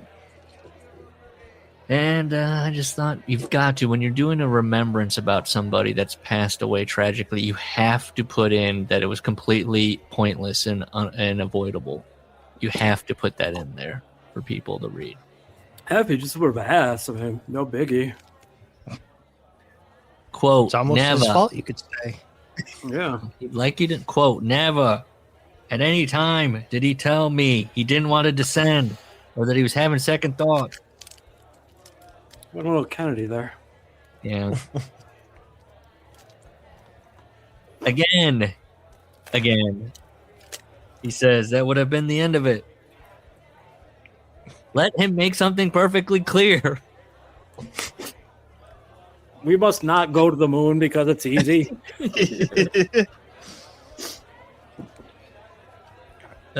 When he, both WWF and WCW, when he was writing television, if a talent did not want to do something, they didn't have to do it. He does not believe this, if I don't do it, I fear for my job bullshit. He thinks that's something that an urban myth, wrestler just made up. Oh, Vince is going to be mad at me, Vince McMahon, and he's going to, and if I don't do what he says, he's not going to book me. It's not true. Russo says, If you didn't want to do it, you didn't have to. You weren't punished. Okay. He'd also like to say, the descent was an afterthought, okay? It wasn't needed. It was not crucial to the match. Got it, buddy. And also, why would you think that you're going to get punished? It's wrestling. It's fake, he says. There's not a right way or a wrong way to do anything. Well, talk to Vince now.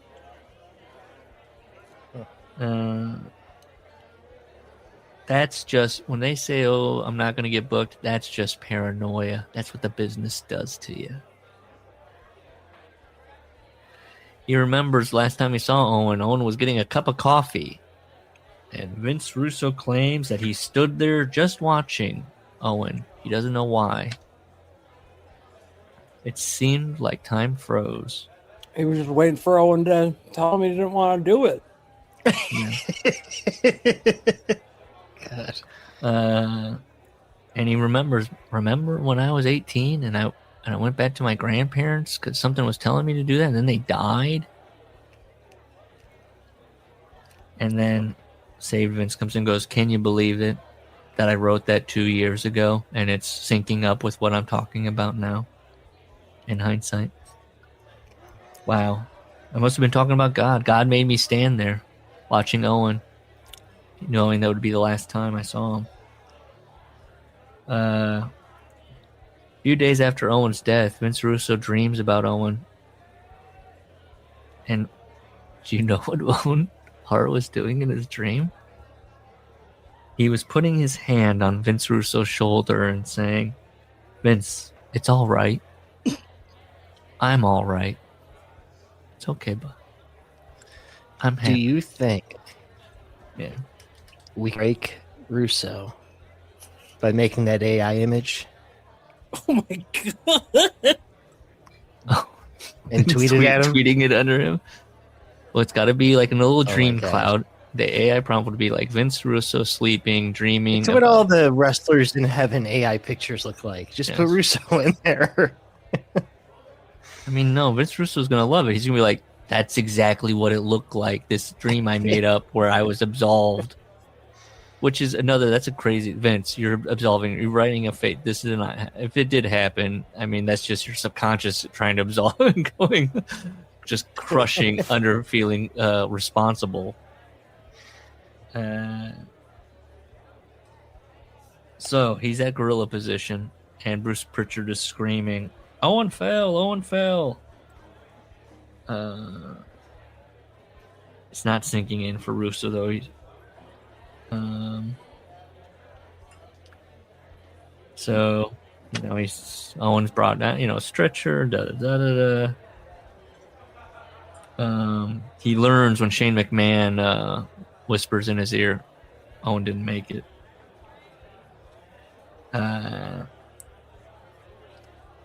So he thinks he's in his hotel room. He's crying to Amy on the phone. He's crying uncontrollably. It's not, just to be clear, it's not from guilt or anything like that. It's because he's thinking about how Owen was basically done with the business. And now he's gone.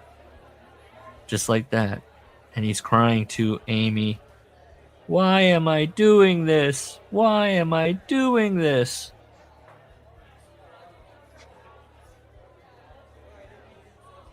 He sounds guilty, right? Very. Yes. He says that Kevin Dunn wanted to just do a regular ass Raw.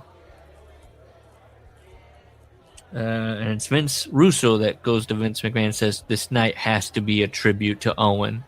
And if it's not a tribute, I'm going home. All right. Owen, he's still the only piece of wrestling merch he says he has is a picture of Owen Hart that's still framed in his office. I mean, we know that's not true. You don't think what do you think he has some Kiss gear, some Demon gear? He's got a bunch of merch, doesn't he? Yeah. I haven't looked. I don't. Yeah, I have to refresh myself and look at his last ad. So fucking office is merch. The picture is an Owen Hart cover on WWF magazine, and because he remembers how proud and happy that Owen was of getting his first cover, and I was like, pretty sure he was on the cover before Vince got in. He was tagging with Neidhart. Oh, look at you! Look at you! Good, What? Good call. You're right. That was a cover. Yeah, he's on the cover. What is he talking about when he's got his head sticking out with Austin and he's like a deer? He's not on one in like '94 with Brett, maybe. Yeah.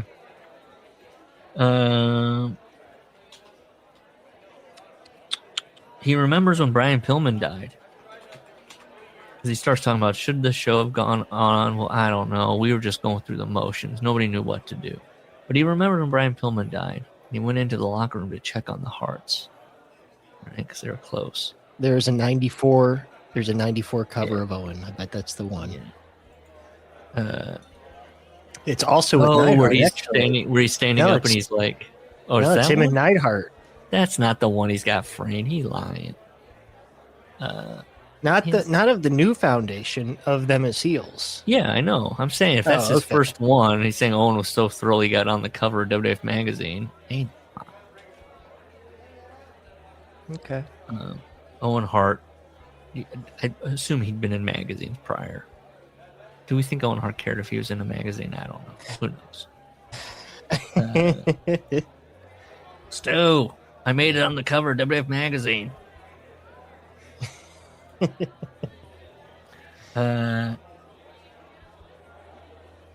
Gee, the so he's checking Stomper in and is the Stomper on there?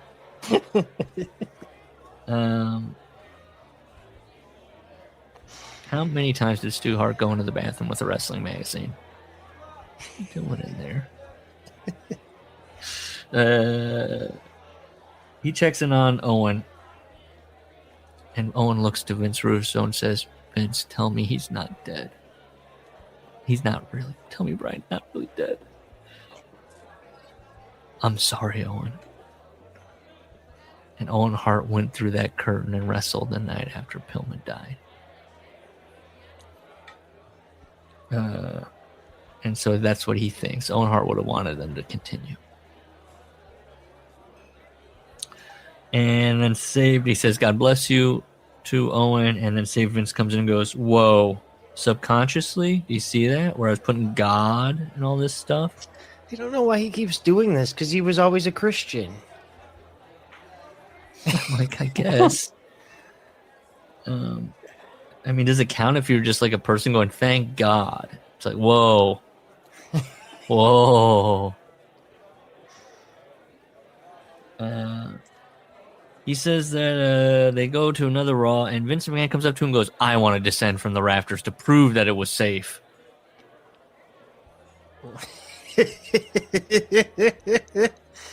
Wow. And I never heard that. Yeah. And can you imagine that happening? Russo says that, and this might be true, because Russo says he always would do the stunts. He loves doing the stunts to prove that it's fine and everything's okay, and that he thinks Vince McMahon regretted not doing that.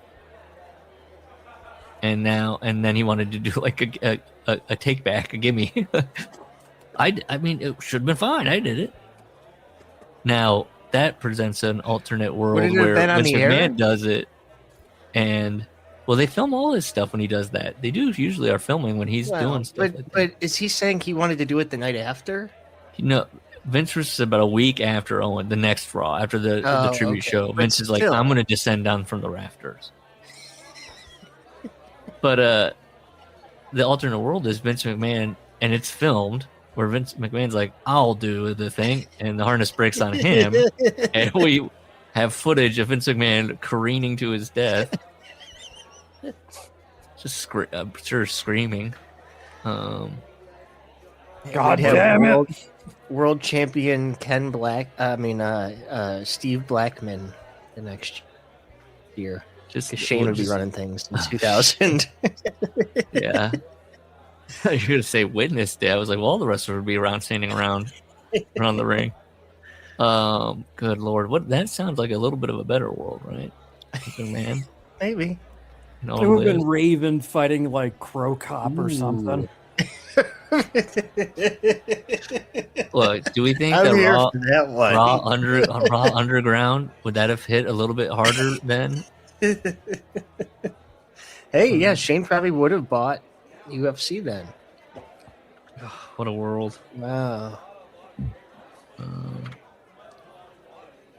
So that's that. Come on. Mr. Invisible. This is where he gets kind of Trumpy. Vince Russo. This is a sentence from Vince Russo. Those in the know were saying I was the person who'd saved the World Wrestling Federation. You know why I think this is kind of bullshit? Yeah. I mean, first of all, yeah, it's a thankless job. Don't take it then if you want the fucking credit for shit. I mean, Hollywood writers, their names on it, but they're not. You know what I mean? It's not. Yes. Only nerds know who's writing the fucking movie. Now, but I want to counter that and say, in Beyond the Mat, Blaustein does a big thing, maybe because he is a Hollywood guy, where he says they even have writers, and they show fucking Russo doing his thing. Yes, telling Sable to sell the back. Wonderful work. Hey, when you're hurt, you should you should act like you're hurt. Thank you for telling me exactly my job. Appreciate it.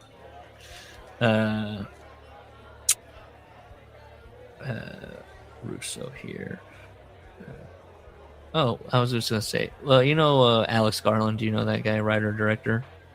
Yeah. He did Civil War. I think that was his most recent singular effort. Right. But he writes all the latest and greatest 28 years later. And Danny Boyle directed the first one there. And yeah, that'd be like Alex Garland. I mean, that's really insulting to Alex Garland being like, ooh, everyone's talking about Danny Boyle directing another movie. Hello, who wrote the movie? Me. Why isn't everybody... It's a Lovitz character. Why isn't everybody talking about me? He was Mr. McMahon's best kept secret. He was Mr. Invisible.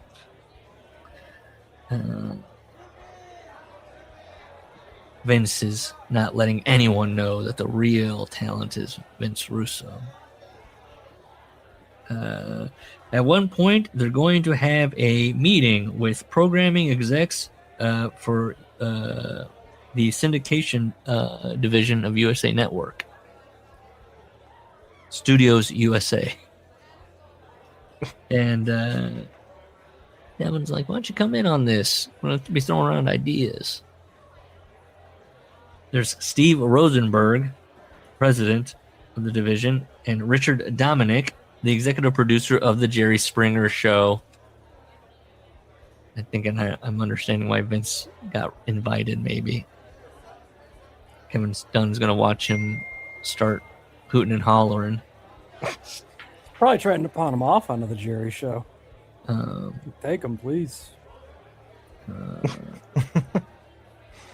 Well, Vince says he almost does an Irish jig on the table.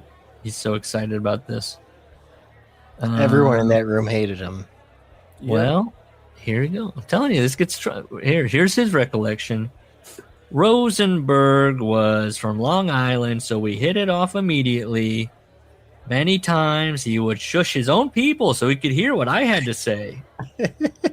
Trump, he told you. Man, I wooed them.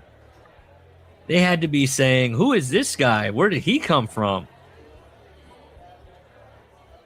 A week later, I asked Kevin Dunn when we were going to meet with the Studio USA people again. Kevin said to me, don't worry about it. You don't need to be attending those meetings anymore.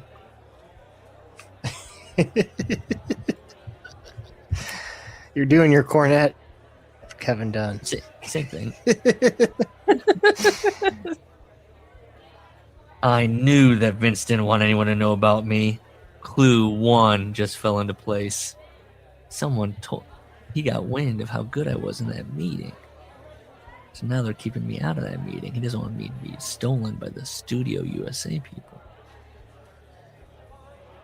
Clue, another one. Here we go.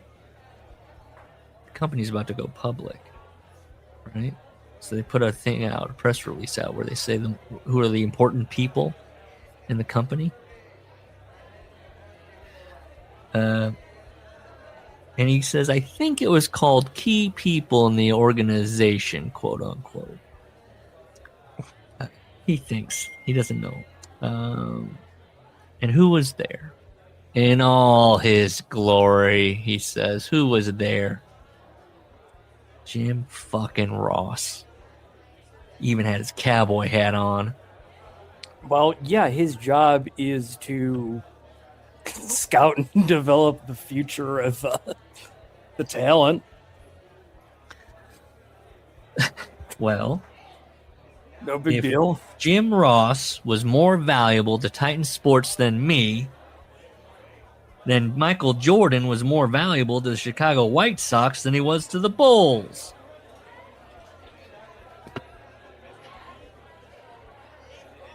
I just noted that Vince Russo wears like a baseball jersey all the time when he becomes the Vince Russo character, and he's giving JR a lot of heat for wearing the hat a lot. Yep.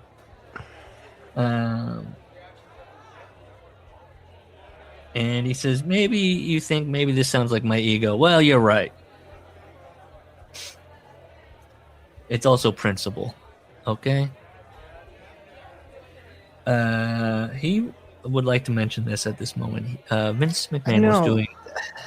This is so annoying. He's online. He's it's watching. It's a blog post. Yeah. Vince did a PR tour of Australia recently, and my name came up. This is my quote. I wrote this in the margin. This is before Google Alerts. How is he just scouring the internet every day?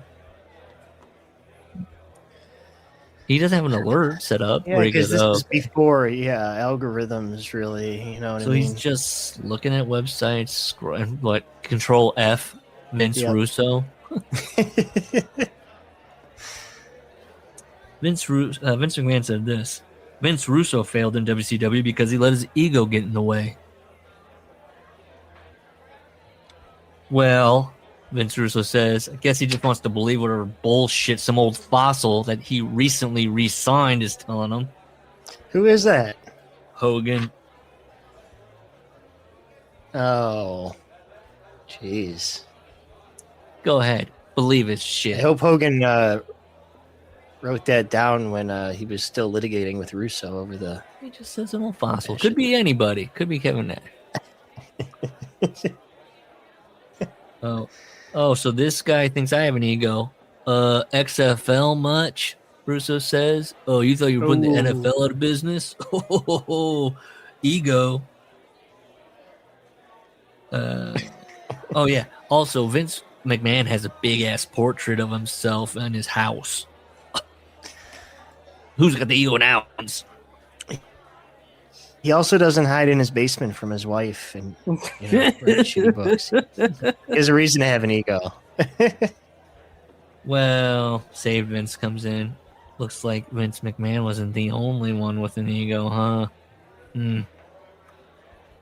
Well, it's all about, ego. I did this, I did that. Now he's learned something else. If the other guy wants to take credit, let him. It's fine. Let him take credit. Be happy. I'm over here not taking credit, okay? I don't need it. And I just, by writing this and spending all that prior time where he's like, I'm taking credit. This is mine. These are my creations. And then doing this thing where he's like, if the other guy wants the credit, you're still doing a thing where you're like, it's fine. Yeah. Every magazine with the picture of Vince wanted to make me vomit. This is him still. He's like, I deserve credit. He's back. This is regular Vince. McMahon, he's seen all these articles about McMahon the genius. Oh, McMahon brought the WWE back. Oh my God, it's fucking pissing him off. He's becoming more and more miserable. He should be, he's making money. He's doing his dream job. He should be happy. He's not. He's miserably sad. Again. His own family had become strangers. Amy and I were just so distant. Again. He doesn't write again. I wrote again. I felt like I couldn't fix it. I felt embarrassed. Or he says he almost felt like as if he was embarrassed. He's traveling one day a week and could be home the rest of the week. He's going to bring this up. So he's feeling like he's choosing this dumb job over his wife and making him embarrassed, feel stupid. He's always thinking about Owen. Done with the 30 years he's been home since. Find other distractions. I don't know. Work. I don't know what he's doing. He's opening up a brick and mortar. Jesus Christ. He keeps thinking about Owen Hart. Not in a guilty way. It's about the Owen Hart being a family man, okay? So that's why he keeps thinking about Owen Hart after he died. No, he's not thinking about the family man. He says how much he dedicated himself to the business. Well, yeah, but then he's all those days he spent on the road. For what? It was all over. Could have been spending them with his family that he loved. Well, Vince Russo, he's tired. He's depressed. He's physically, mentally, and emotionally worn out. He's writing raw, folks. Okay? He's in the office with Ed. Watching Jerry Springer. Punching in, punching out. And there's something you really need to understand, okay? So he's writing raw. He still has other responsibilities. Cutting the lawn. It's such an easy thing to farm out. That's like one of the first things I farmed out as soon as I started making comfortable money. I think we've talked about this. Larry says he enjoys it, correct? You're an enjoyer of you doing, and Gus and I pay for people to do that. I have the best lawn in the city. It's a pride thing. I like that. I do the opposite, where if I don't like it, then I get to go, I don't like it. I hate it. I hate it. I get to complain about it, look out my window. I would have done it differently. I wish it could just be wildflowers, but this is the standard America's put upon me. You got an HOA too? No. Just pride in my father. Oh, writing reference. I shall not forget the face of my father. Dark Tower, Stephen King. So don't, okay, the list keeps going. Cutting the lawn. Going to the bank. For what? Deposits, withdrawals. Okay, that's a half hour out of your day max, maybe? If you're going every day. Helping my kids with their homework. You never did that. Getting the oil. Getting the oil changed in my car. Oh my God. The things that just don't go away. So he's working 80 hours a week on wrestling, and now he's still got to cut the lawn? He's still got to go to the bank? I don't know what he's doing in that 80 hours. Yeah, I could probably plan out a quarter's worth of TV and contingencies in under a 40-hour week. Yeah.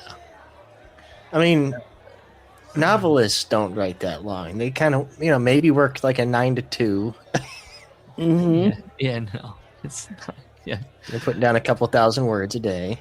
Morning, noon, and night I work. Slaving away. Hunched over a keyboard.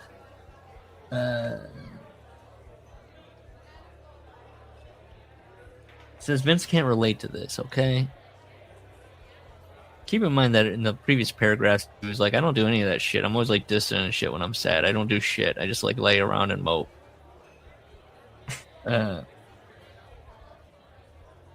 Vince McMahon can't relate to this because he doesn't have that. He doesn't go to the bank. He's not a normal person. Do you want to know that? Do you want the ECW line? Do you like that, Larry? No, it was stupid. I give him credit for at least trying a joke, but it was dumb. You have to buy the book to find out. When let's see, he brings up a story about some guy was putting up Vince McMahon's Christmas tree, and he left the ladder, and then Vince just left the ladder too. He just nothing. It was never touched. It just stayed there.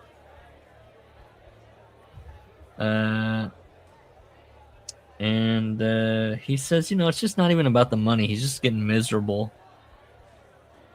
And so leading us into his story about why he left, and I just want to ask before we do it, the story is very plain, very simple. Vince said, we're doing SmackDown now. You got to write it 2 extra hours of wrestling. And Vince snapped. Russo snapped. Do we believe that that's the version of events that occurred? Yeah, I mean, that's accepted. Yeah. But hearing all this, though, it really feels like it was just an excuse for Russo. I feel like it's a matter of time before McMahon just moves on. I mean... That too. Yeah. I mean, I guess Gewurz stayed there a long time. But Gewurz is pretty good about kind of... But he was never the top writer. I think didn't he say, what was his thing about like, I was head writer of Raw, look at that. But also Paul Heyman and Steph were on the other side. I don't know, so maybe it is kind of like...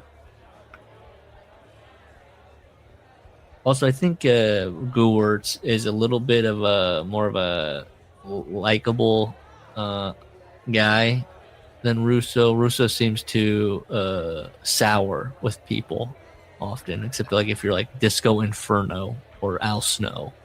Well, yeah, Russo's a judgy little prick. So here we go, SmackDown. Vince Russo knew it was a mistake to add SmackDown. He just knew it. Well, I guess that panned out. Vince was right. And we can't even see any episodes today. He is annoyed. Why can't Vince McMahon just be happy and content? And it sounds like Amy. Why does he keep pushing? Why does he have all this ambition? Why is it never enough? Now he wants 4 hours of TV.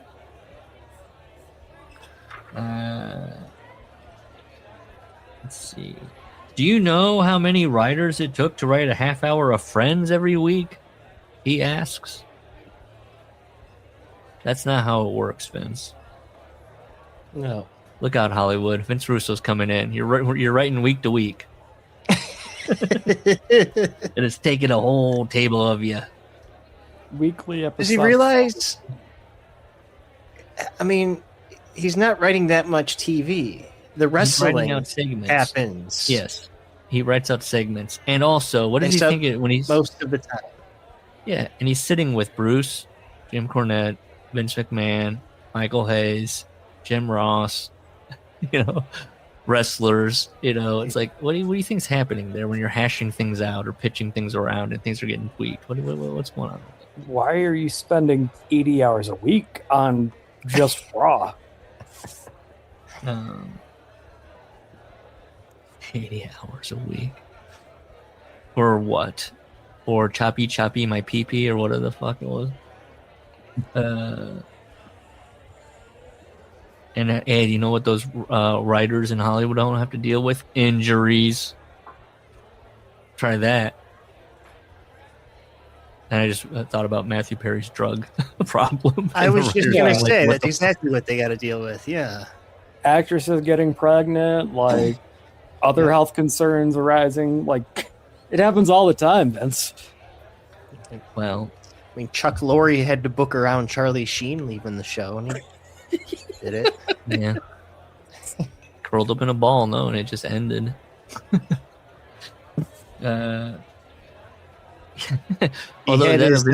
He had his talent relations guy sign up Ashton Kutcher, right? Yeah.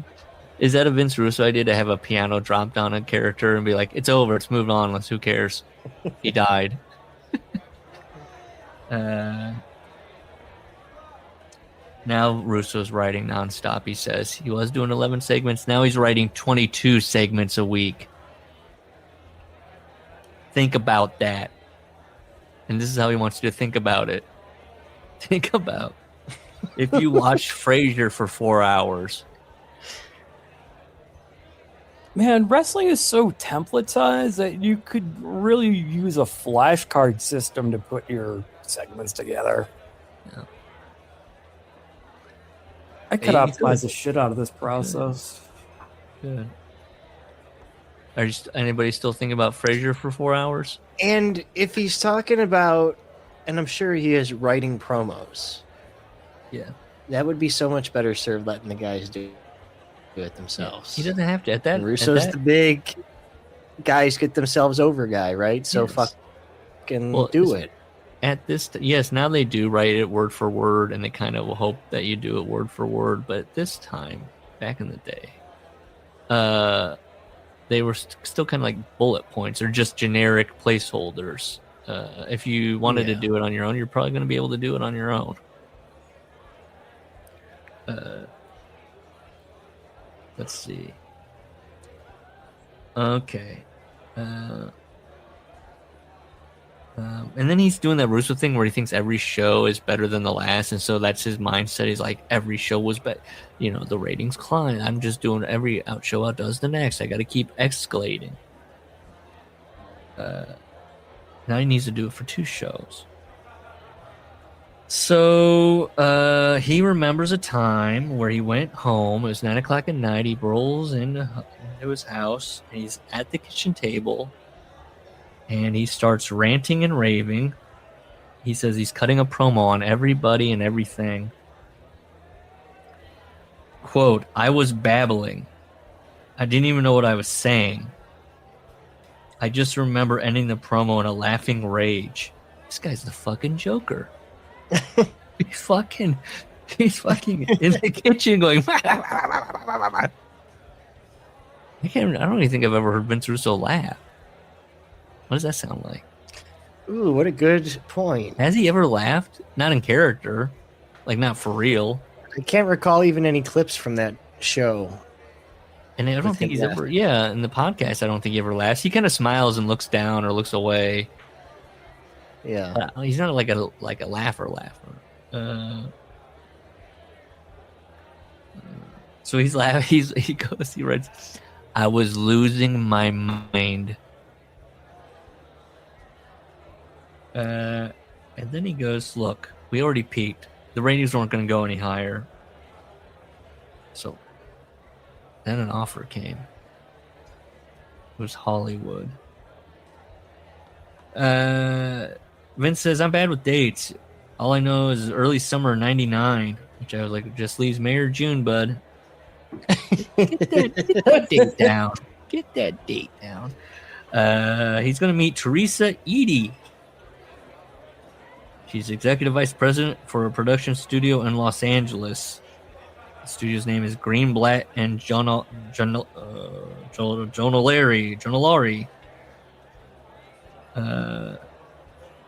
An attractive, take charge woman.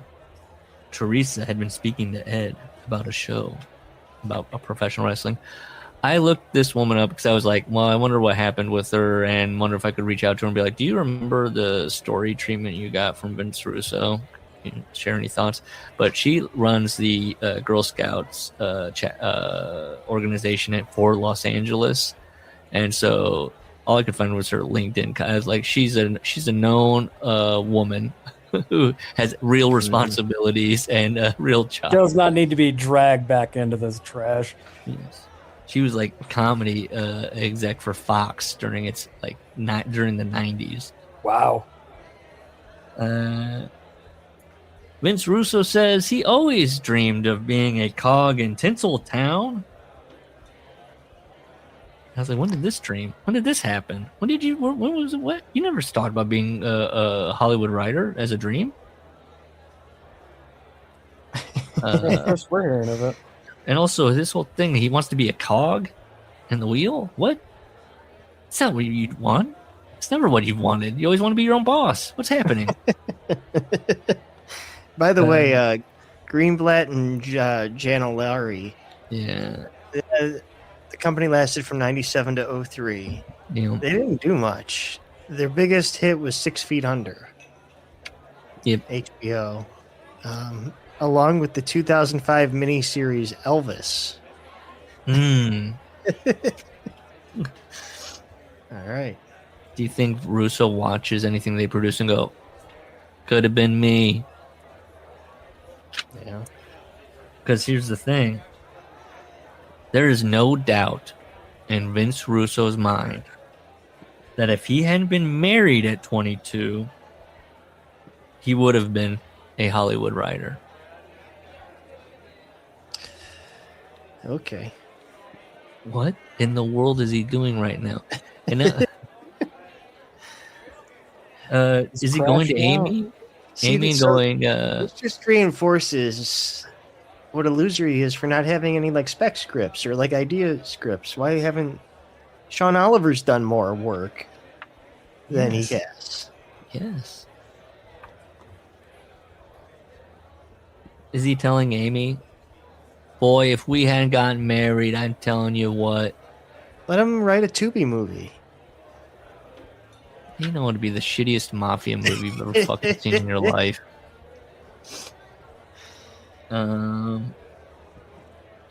He's not even bright enough to put Negro shoes in there. Make that reference. He's not going to recall from his childhood.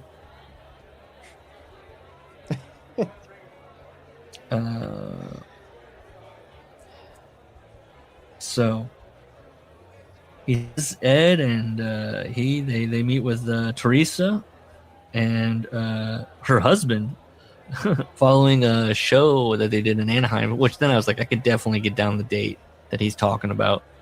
You know, WWF, May, June, Anaheim. Sure. So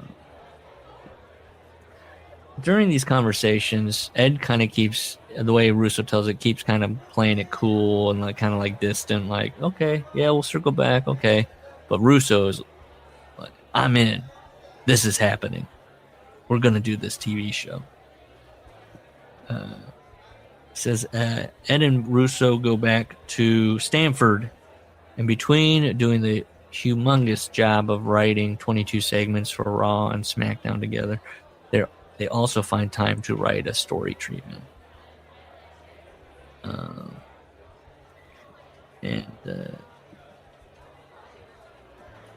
Ed, by the way, he writes, Ed did most of the work. Because he was experienced in real TV. Even Russo's like, Russo, who always wanted to do this, has no idea like on formatting or anything. Like, what does he mean? Like, oh, well, he knows what they want in a story treatment. I don't know that because I've only done this thing my whole life. Correct. Which is like, you don't. Either he did have these dreams, but he's the most incurious person, which could be true. Or he's lying. And he's just kind of, as things come, schemes in, schemes out. So they finish it, and he's trying to learn from Ed, like, how this all works here. So, okay, we're going to list our characters out. Okay, we're going to give a summary of what the show's going to be about, kind of what the beats are going to be. Okay. Well, Ed began to get cold feet. And I'm thinking, because he knows that this isn't going to be a thing. This is not going to go. Yeah. Well, Vince says it's time for Spalding's to the wall. It's time to get out there and get it. The head of Fox, he's going to meet the head of Fox, Sandy Grucho. He's going to pitch what is now known as rope opera. And he calls it My Idea.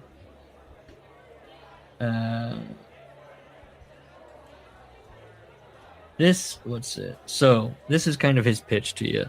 Rope opera. It's going to be the behind the curtain of sports entertainment, showing them a world they've never seen before, all through the eyes of the head writer, Sal Trucco, who was, of course, me, Vince Russo. I wrote my head is spinning. Oh, well, that's because he's like, in the pitch, he's like, it's like the Larry Sanders Show. And I was like, you have not watched that. Shut up.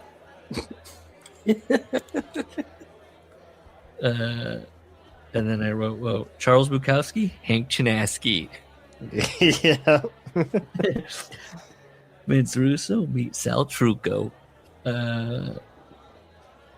So he's meeting with Sandy, and he goes, the great writer It's weird. is... What? Hang on. It's weird that he doesn't like Unreal. Because that's what it is. It is, yeah. No, it's exposing the business. Shut up. It's also some perverted, God knows what's happening. Hang on, though. If I can see this in my mind right now. But you're going to have some wrestling action. And so it's going to be shitty, right? Because it's going to be like actors or like shitty gimmicks. Or what was that dumb It's CM not Punk gonna show on Heels. Stars? Yeah. Heels. And it stunk. Yeah. I did not watch a minute of it, but I say this, you never show the wrestling in the wrestling show. Never do it. Never show it unless it's something about some guy getting injured or something like that. Liberties are taken. Listen, if you're a good writer, you can make that work easy. I like it. So, being the great writer that Vince Russo is, could he explain this out, how this all went down, and describe it and get you you feel like you're there? No. He's going to say, it was like every movie you've seen about the Hollywood process. It's like that. You know, picture a movie you've seen about Hollywood. It was like that. Specifically, Seinfeld, where George and Jerry pitched the show. Remember that? That's what it was like. I do. Vince says, I swear to you, it was the same thing. I was going to compare it to Barton Fink, which I just watched, but and that was a wrestling picture. Once again, Vince is selling his Spaldings off. He even says he was going to do it brings up Irish jig again. Something must have been going on when he was writing this. it was St. Patrick's Day. Maybe he saw Gangs of New York. But when Bill the Butcher references Irish jig. So they say, okay, go write the pilot. Okay. So that's all he's got to do now. He's just got to write the pilot. They're going to give him money. They probably already did, right? If they buy the show, they're probably going to give him some money. I'm kind of confused on this because he acts like he starts really fucking up his life here. There was only one problem by Brian Gourds. Vince didn't know any of this was going on. So they want to make a statement that Vince is now writing for the studio. They want to put out a press release. Or for the production company, not the studio. The production company is now employing Vince Russo to do this show they're going to do. Which again makes me think, okay, so he's going to get paid. He keeps talking about contracts. He's going to get paid. Yeah. I mean, unless it's in his contract, which I doubt it is. I bet he's got a basic ass fucking... Yeah, he says, I was never a contracted employee. I was just an employee signed to like a salary or whatever, you know. Who gives a fuck? If Vince gets mad, I mean... Well, he says, you cannot put out a press release until I tell Vince. So he explains that I was just a salaried employee. He receives a paycheck every 2 weeks. This guy is lucky enough to get interest, and now he's letting him know and what to do. What a fucking idiot. Well, this is that thing where, yeah, is it self-sabotage? Is he waiting for some kind of scheme to present itself? You know, is he... I mean, he explains what happened with the show later. Like, as an aside, he's like, oh, yeah, were you wondering about that other chapter? So it's that thing where you're like, I think you're lying to me, because he's like, now I also haven't signed a legally binding contract with Teresa either. And it's like, what are we talking about here? Are you going to write the pilot or not?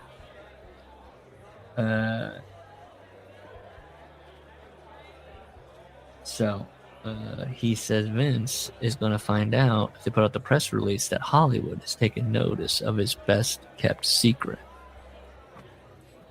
So he tells Vince, I'm writing rope opera. And Vince loves it. He loves that idea. And why don't you give me that treatment? Let me look it over. Give you some notes. So he goes to Teresa and goes, put out the press release. And I found that press release because I wanted to see if there really was a press release about this. And it was in Variety.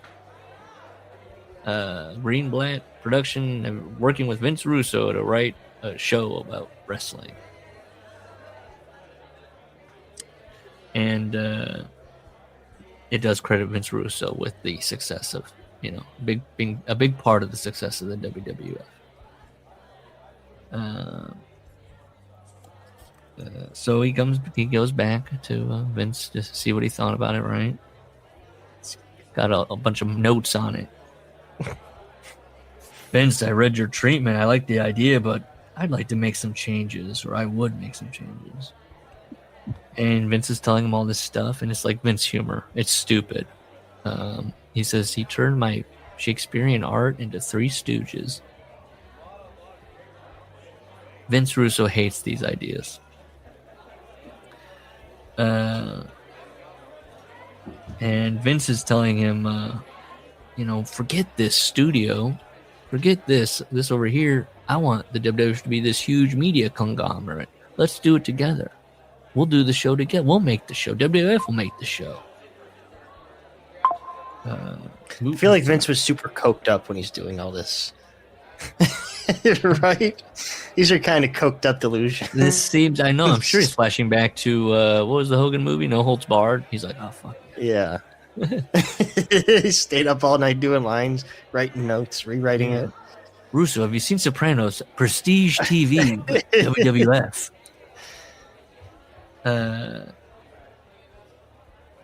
And then Vince Russo hits McMahon with him and goes, oh man, I hated all this. I hated everything he was saying. I hated Vince McMahon. Do I mean Ted Turner? That's what he was acting like. Hey, Vince did all that shit though, didn't he? Yep, he did. Now opera is not mine, it's ours. Vince doesn't own me. And I'm going to do this project myself. I left McMahon's office with him thinking we had a deal.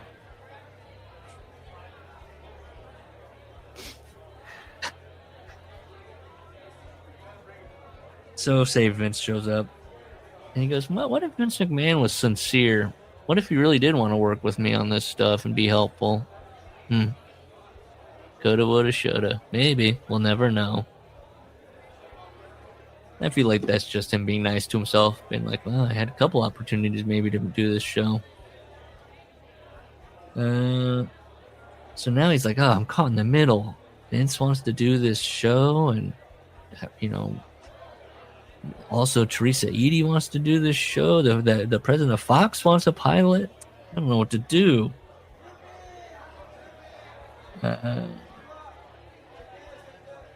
So he tells Teresa all this, what he's doing. Well, I guess she got nervous because then she put out the press release that they had signed me. I was like, I guess maybe she's just forcing your decision.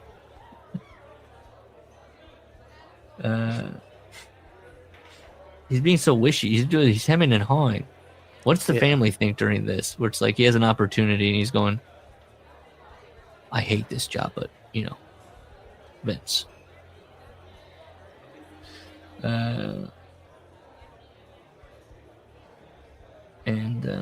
Vince calls him and says, he sees the press release and goes, will you give me Teresa's number? Give me the contact info. I'm going to end this. This isn't, you're not doing the show with those people.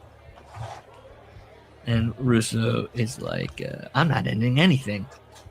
I want to go forward with Oral. He's so decisive now in his thinking back to his mindset. I was going to go forward with rope opera with Greenblatt and John Laurie. So I told Vince I'd take care of it, and I hung up.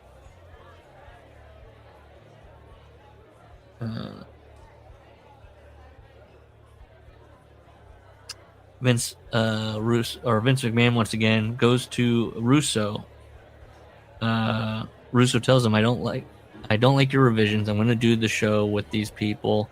And McMahon goes, you know what you should do, Vince? McMahon says, forget Hollywood altogether. You should write a book. Write this whole thing as a book called Rope Opera. And, write about your experiences as a writer here. I'll even publish it.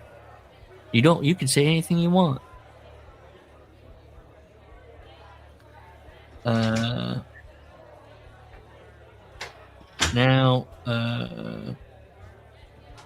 And so then Vince Russo's like, I'm not doing that. I'm writing a book. So I left his office with him now thinking I was writing a book. Every meeting Russo has, he leaves with Vince McMahon under the impression that he's going along with it because he's a coward. Yes. So days turned into weeks as I agonized over my decision. Vince McMahon and the WWF had a stranglehold on my life. I no longer had any control. It's like, yeah, you do. This is it. The show is the out. What are you talking about? What's going on here? And even if the show doesn't get picked up, now he's got some cred to his name in Hollywood. Yeah, and he pick get something else. Keep going. Now Vince wants me to have a cell phone all the time so he can reach me at any given moment. Even when I'm at the movies with my kids on a Saturday and we're trying to watch American Pie. What? Okay. How He old took are his him kids to right now? what was the other the Tenacious D concert? Yeah. Isn't one of them 10 or 13? American Pie? They're born in like 84, 86, right? Am I crazy? Well, yeah, 86 would be young. I saw 86 and then another one around 90 or 89 or something like that? That'd be too young. Yeah, this is... What are we talking about here? I was 14. Kids, you want to go see a kid fuck a pie? But I definitely didn't see it with my fucking dad. You're right. That's fucking weird. There's a great scene I hear where there's tits. Well, his kids would have been younger than high school age, too, because they're younger than us. Yes. The fuck, man? He wants to see the tits. He can't go by himself. That's Did you see creepy. the rack on that girl. Let me write down this name from the credits. Shannon. Why are all the ones with the big bazoombas named Shannon? The kids are like, can we go home now? I thought he was working 80-hour weeks. How's he got time to see American Pie? That's probably one of the things that, those are obligations. They just get...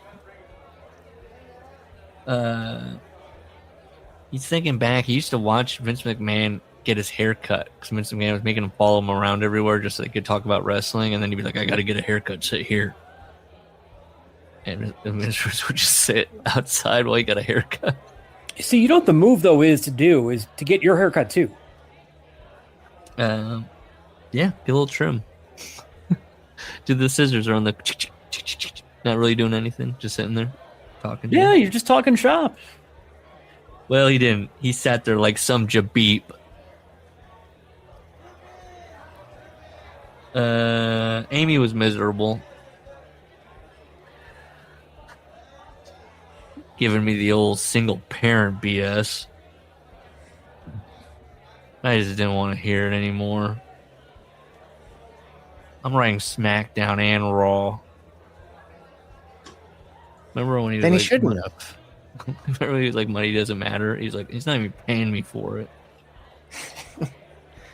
Again, that's his fault. Why didn't he say that before the very first show? I don't know. Now I'm just doing double the work for nothing. I'm doing the same money but more work. I would have called SAG. That's what I would have done. Where's Ed, you ask? Ed was gone. mentally, emotionally, and barely there physically. Ed was only with the company because I begged him to stay. And at my request, I had Vince double his salary. And he's like, "You did what? You're asking Ed to make more money, but you didn't ask for yourself? You don't understand. I need him. He's the one that does the work." He types. He types while I throw a ball at the wall going, "What if she had giant jugs?"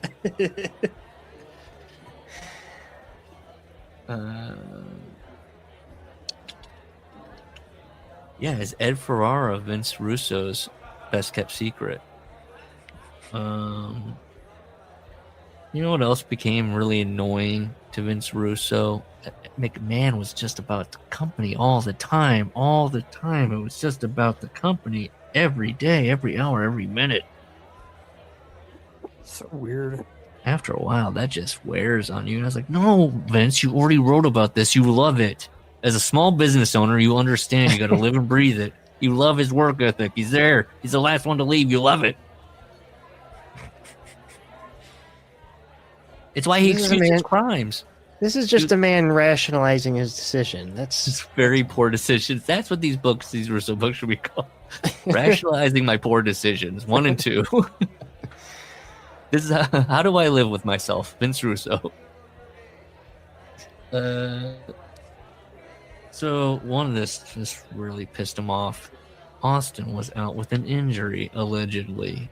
And he had written a segment where he was in the ring doing something physical. Now, this is Austin 1 month before having neck surgery. Mm-hmm. He claimed he got an injury. Russo says, didn't he already apologize about this for like the guys working hurt, and if he ever doubted them, he's sorry or something? Anyways. Well, if Austin didn't want to work, all he had to say was no. Mm-hmm. Well, he claimed he couldn't do certain things. Whatever. So he calls him to talk to him about this.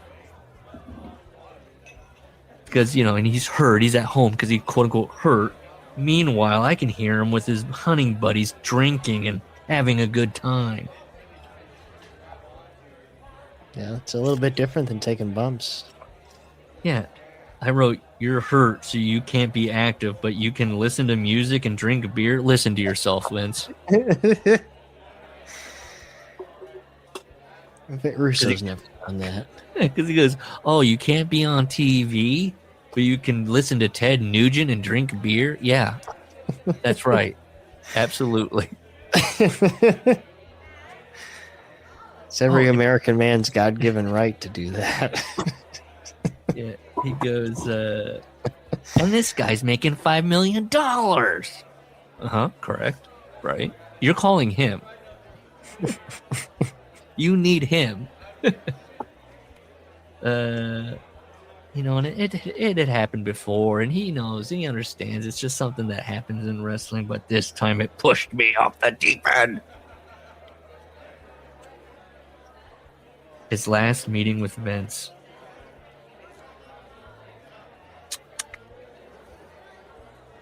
He wants to be fired, but he doesn't have the Spaldings to quit.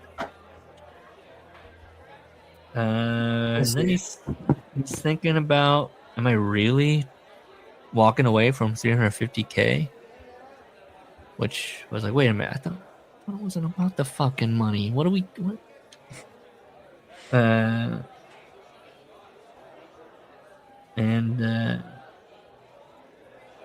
He's gonna have a meeting with the Vince, and I guess his plot here, his scheme here, is that Vince, he's going to get emotional and tell him what's on his mind, and this and that, and put his emotions on his sleeve, and then Vince would give him like a vacation or a break, and then that's when he would write the pilot. He wants both things, I think.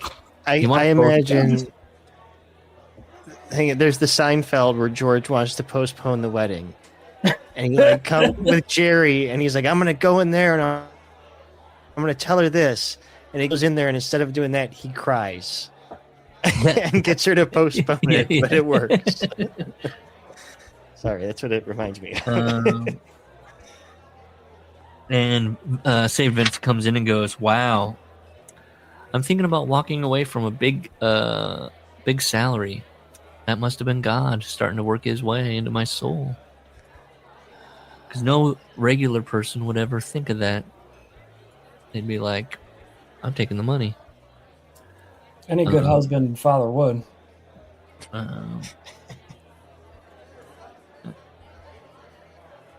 And he says, just to be clear, this meeting wasn't about taking your Spaldings in your hand. Those are different meetings. This isn't about being ballsy. This is just him telling him how he feels.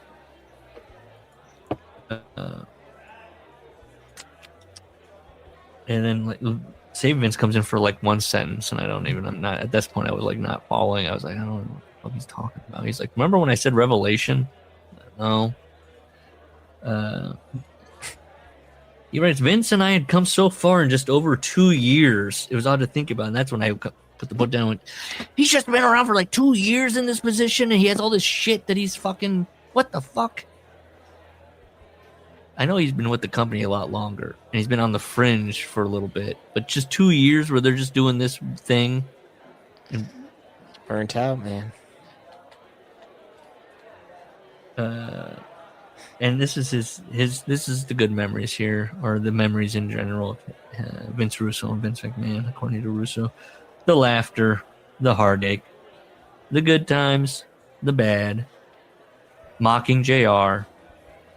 Was it really all going to go away? I was like, that makes the list? Mocking JR? You know how much they had to mock JR for that to be standing out in his mind as something that was... They kept doing it when they changed employers. Like... He's only 38 years old at this point. Yep. He should have a little more... This meeting's insane. So he sits down with Vince McMahon and he says, you know, he's concerned about the schedule. It's too much. I'm not home anymore. Amy's more or less raising the kids on her own. For $350,000, you can hire help. How dare you, Gus? What? He wants, maybe, can you help me move? I want to have the option to move away, not in Stanford, but where does he want to move? He just wants to move. Where does he want to move? Somewhere closer so that, or does he say Indiana straight up? He just, he just says so Amy can be closer to her she could be family. closer to her family. So they just move, further in. He says, you know, now with 2 shows, I'm gone 3 days a week. And, you know, if you want to see me more, that's fine, whatever. So he's just kind of going through, you know, I'm not home anymore. I want to be able to move, you know, I can't do the Stanford thing. I can't be on call all the time. And Vince looks at him and goes, Vince, I don't know what the problem is. You make enough money now. Why don't you hire a nanny? And then he's just probably not wrong, honestly. You just zoom out on Vince. $350,000, not even in. It's just, Amy doesn't need to be working. First of all, at $350,000 a year, she doesn't want to. Like, what's the inflation? Russo keeps losing the family fortune. So. I know. Where is it going? What is the inflation on 350? Yeah, let me. Probably like $500,000, right? 1999, 350. All right, let's see. 350,000 in 1999. I'll do it August, so it's super accurate. 678. Oh my god. Okay. Come on, dude. You can't make it work for $670K. So Vince McMahon says this, and you zoom out on Vince Russo's face, and his mouth is hanging open. He's gobsmacked. What? You think Russo got any stock options? Probably. You think? There was probably at least an employee stock purchase program where you can... Yeah. All the other guys did. Some of them have talked about it, like, hey, yeah, I think Bruce Richards flat out said because of what he's got, he's it's generational wealth or something. Yeah. What a dunce. So he can't believe this, His family has suffered all this for Vince McMahon to say hire a nanny. He's very offended by this. According to him, this is the breaking point. Saying, why don't you hire a nanny? With the more than $500,000 a year that I give you, you're making more than the goddamn president of the United States of America. Well, if Vince McMahon wanted to make it about money, then let's make it about money. He says, Vince, I'm almost 40. And in 15 months, I'm going to be 40. And I told my family and myself, promised, that I would be done with this business at 40. Well, why don't you get outside? This is new information. And it's 25 years past due. Mm-hmm. I know, didn't he just write a big thing of like, well, I'm 65 now, and I can't believe I'm still in this business. It's because of the beautiful people in JCW. What was happening before that? He keeps setting these markers and finding ways. It's very telling about the person. He's finding a way to get around it. Oh, well. Wow, this JCW thing came along just in time for me to keep going. So he told his family he's walking away from this business at 40, okay? These last 5 years have felt like 10. So let's just, I'll stay on for the next 15 months, okay, until I turn 40, and you give me $1 million. What's $1 million in 1999 money? Like $20 billion. It's gonna be a little less than 2. Because that wasn't quite a... It's like, what is happening? Is this a ransom? 200% increase. It'd be 1.9. What kind of negotiation is this? Yeah. I'll give you 15 months, you give me $1 million. Okay, what? It. I'm already getting it for $350. What are we talking about? What? And you're leaving? He says Vince was shocked. Well, that's an awful lot of money. And Vince Russo shoots back. Is it, Vince? Don't think I don't know what these wrestlers are making. And Vince McMahon responds, well, that just seems like an astronomical amount of money.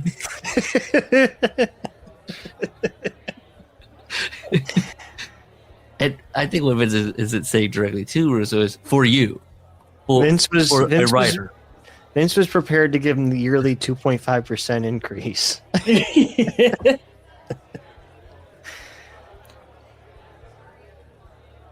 Vince, I know what I'm worth. That's what I want. I left Vince's office with him telling me he'd think about it. Well, 2 weeks passed. He didn't hear anything. And he sees that Eric Bischoff has been kicked from WCW, taking the lead. So he makes the call to WCW, and 2 days later, he accepts the job, creative director of WCW.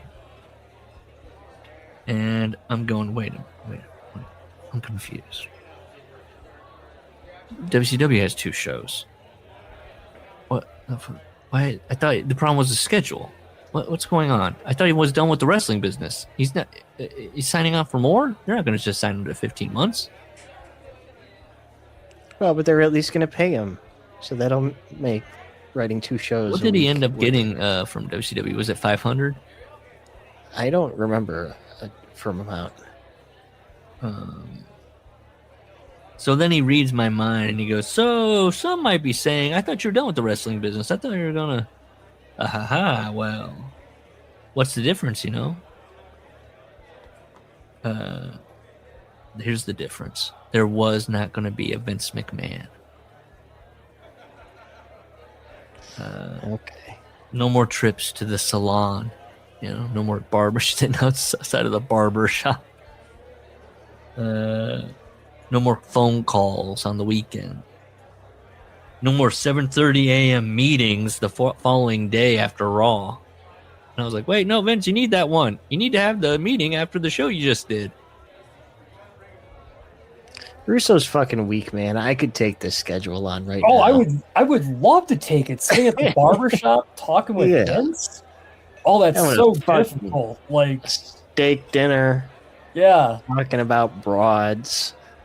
Hey, what about this one? Hey, and also now he can sleep in his car. What the fuck? Why are you sleeping in your car? So I can listen to Giants games.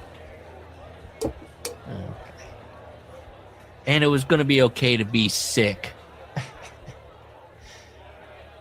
I don't know, at this point, when are you working? The schedule now is just like, I show up to the tapings. But no. When he came to an agreement with WCW, he made sure to let them know there's going to be a staff in place, so I actually don't even have to be at those. My actual presence would not be needed 100% of the time. Did he ever... I mean, he was there a lot of those. Then he became a character, and he was there all the time. Yeah. Which in his second book, he was like, I never wanted to be on TV. I never wanted to do this. I never want... yeah, he's just like, what does he say? Oh, and they're going to let me go through with my rope opera deal. So there you go. October 2nd, 1999. He's the WCW creative director. And he basically goes, I got to be at the show. The Raw is tomorrow. I'm not going to show up to that because I'm under contract with WCW. I got to fly out from Atlanta to this because that's where we're doing our show. I guess I'll just call Vince while I'm waiting for my next flight. I flew out of Atlanta that night and had to change planes in Philadelphia. It was 10:30 p.m. He calls Vince's house. Hey, pal, how's it going? Vince, I just accepted an offer from WCW. I start with them next week. What? Notice? Yeah, one day it sounds like, but he says Raw is in New Jersey the following morning. You've rejected my $2 billion salary request, so... Vince goes, what? What? Vince, I said I just accepted an offer from WCW. I'm starting it with them next week. You're ribbing me, right? This is a rib. No, Vince. I just got back from Atlanta, the New York of the South. Why? Why, Vince? Why? I have nothing left to give you, Vince. Two guys saying Vince back to each other. I don't like that. I have nothing left to give you, Vince. You took everything I had. What a psycho. Vince became hot. I'm going to go after them, and I'm going to come after you. Vince, there's nothing to come after. I never had a contract with you. I'm sorry. So Vince is they're going back and forth, right? I would love to know what was said. Just read what he says. Yes, Russo thinks he's mad because he didn't see it coming. He didn't think Vince would do this. At one point, he fired me up a bit, and I think I rambled on about not getting any credit for the success of the WWF. But then no. So yeah, how did he fire me up a bit? And that made no. But before that, he says he tried to make the conversation ugly. Yes. Probably. Yeah. I don't. Yeah. That you were go after. You were just some mark. Should have hired a resi. Making, yeah. making $14,000 slinging textbooks. This is the thanks I get. Yeah, Vince says, I don't want our last conversation to be ugly. This is the best decision for me and my family. And, now we're going to live in Atlanta. That's kind of between Florida and Indiana in his mind. That's stupid. So the kids will see Amy's family more, and Amy will see the family more. And he talks and talks, and then Vince McMahon says, I didn't know I was such a bad person, Vince. Which is very funny for Vince McMahon to say that. He also is a psycho. But, yeah. He's Two sociopaths talking to you. You're not, Vince. I never said that. I just have nothing left to give you. I love you. I love your family, but my tank is on empty. This is such a breakup. Vince. Vince, this is the most devastating phone call I've ever received. I just want you to know I was going to give you the money. No, he wasn't. I know. I know. And Vince believes it. It was never about the money, I said. And then he tells Vince, he's like, you've got everything you need. You should be able to coast for at least a year. I could do all I could. And Vince said to him, I hope one day our paths will cross again. No, he didn't. And to this day, I've never It's that I'll forgotten see you in those Valhalla. Vince has never forgotten that. I think Russo says that a lot about the year. That's such revisionist fucking bullshit by him. Just because 2000 was so good. Oh, you're right. Yes. Yeah, that's their best business year. So It was just the best creatively. Time. Or was 2001 their best business year? 2001 was going down already. Going down. So it must have been 2000 because people always think it peaked in like 90, but I think it peaks in 2000. Yeah.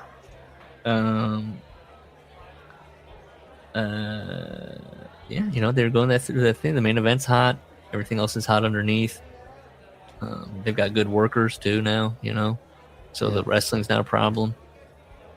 I mean, in the mid card and all that.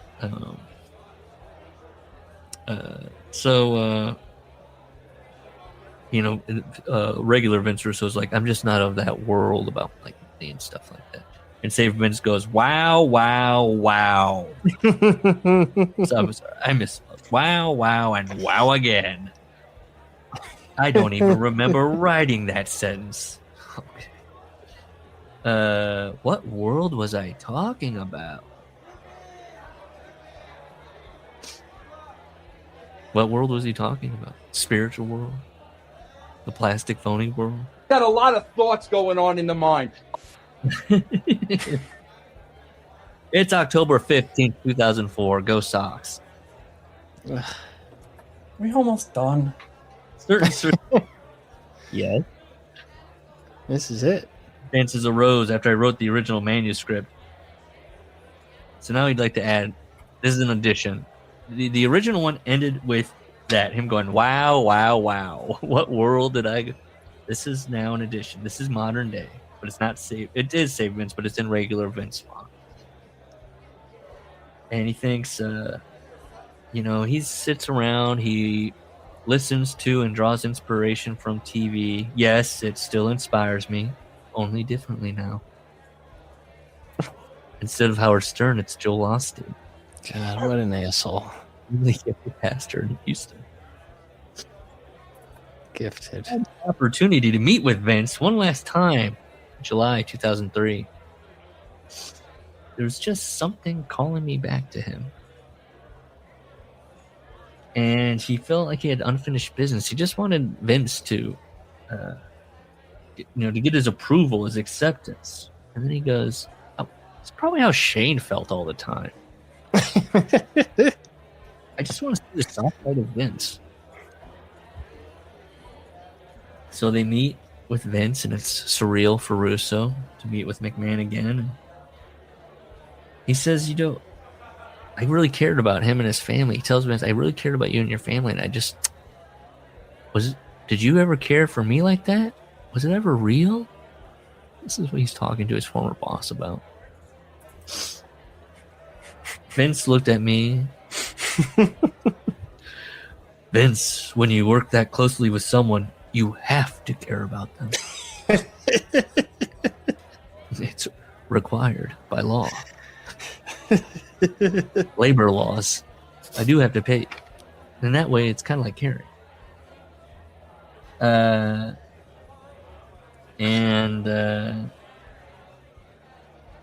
when Vince Russo ends up going to go, I still don't know. Who knows if he was telling the truth? And I miss Vince. And I still think I have unfinished business there. He's going to leave it up to God, but he believes that God has a plan that will bring him back to the WWE at some point. A reason that to this day he's yet to understand why he needs to go back. Well, anyways, never did. And in the end, what a great Lennon McCartney line. And in the end, the love you take is equal to the love you make. Well, he wishes he could say that about wrestling. Vince is in the back of his CD warehouse. And on page 337, at the end, he goes, "Oh, yeah. Whatever happened to Rope Opera? Were you wondering about that?" Well, you could never, ever guess what he blames Rope Opera on. Well, they placed it in the hands of, let's say, two feminine males. Oh, Jesus. Not that there's anything wrong with that. They just didn't get the concept. They thought sports entertainment was hysterical slapstick comedy starring guys in their underwear who hit each other in the head with chairs. So they would have loved Vince's script, is what he's saying. Yep. Well, guess what? Vince has a script he can sell you. I refuse to alter mine to fit theirs. His vision is clear. So they probably, who knows if these guys were gay or not? Who knows? They probably, do you need help with the script? We got some people you can work with. Ricky Gervais did this essentially in, I think it was Extras. Anybody familiar with Extras? Nope. His character's hired to write a sitcom. He wants it to be a sitcom with emotional depth, and he gets paired with a couple of gay guys, which that causes Larry David-esque, Ricky Gervais-esque misunderstandings and this, or they misheard him. But they turn his show into, my God, is Ricky Gervais a Vince Russo fan? They turn his show into a catchphrase, lowest common denominator sitcom.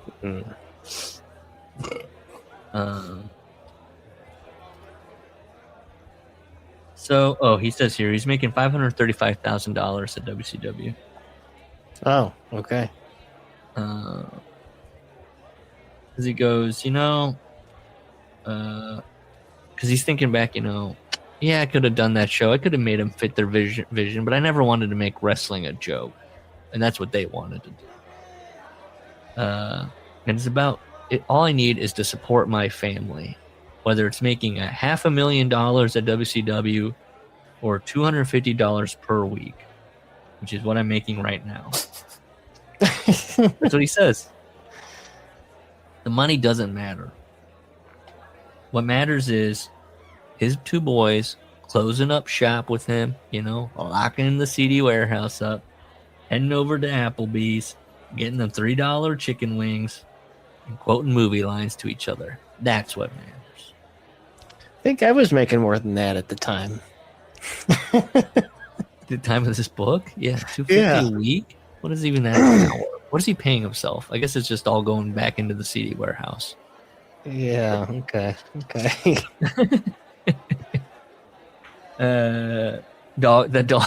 Dogman's salary is out of control. The payroll is eating him alive.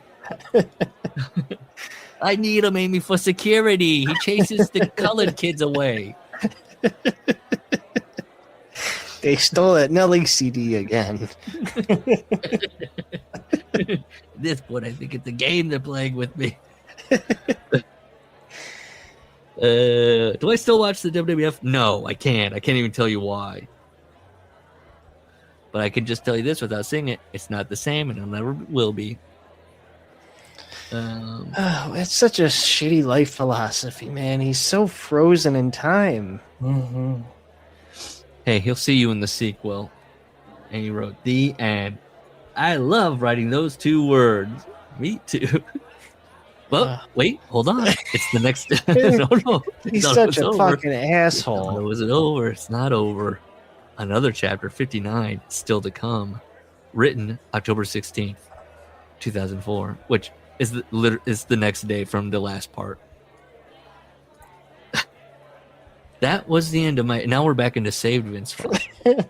That was the end of my original manuscript. I was like, no, it wasn't. This You is just so did meta. regular font. You added that yesterday. It was yesterday you wrote, there's more. My life has taken such a turn since I typed the last word. That was yesterday. Anyways, it's about God. And if I offended anybody in this book with God as my witness, I apologize from the bottom of my heart. Apology not accepted. Just, he spent months going through the original manuscript to assure that there was no severe ugliness, except for when it comes to Jim Ross. A gentleman. And Sable, that's also fair game. I don't want to get any of this heat. No. I have no bitter feelings towards anybody I ever worked with in the wrestling business. Not one. Not even those from this is another Trump line. Ugh. Not one. Not even those from whom I've suffered great personal hurt. I don't even. I'm even okay with the haters. And look, he looks at these other wrestling books. He reads them like us. All these wrestlers trying to put themselves over. Just doesn't get it. Why is there such hatred in these books? Such jealousy, such deceit. He prays that one day everybody in the wrestling business will care about family, their well-being, their feelings, and their lives. Quote, I almost sound like Martin Luther King here. Almost. He's a cartoon. He's so fucking unreal. Why would he run? What am I doing? I have a dream speech over here? Well, I'll continue to dream anyway. I look forward to following this book up with others. That's a threat. At least we can say we're done with them. Don't. Because you know what? Tomorrow he's going to be like, folks, news in the Vince Russo household. I've written another book. My time in JCW. Wait, do you want to know Vince Russo's favorite Bible quote? Absolutely. At once they left their nets and followed him. Matthew 4:20.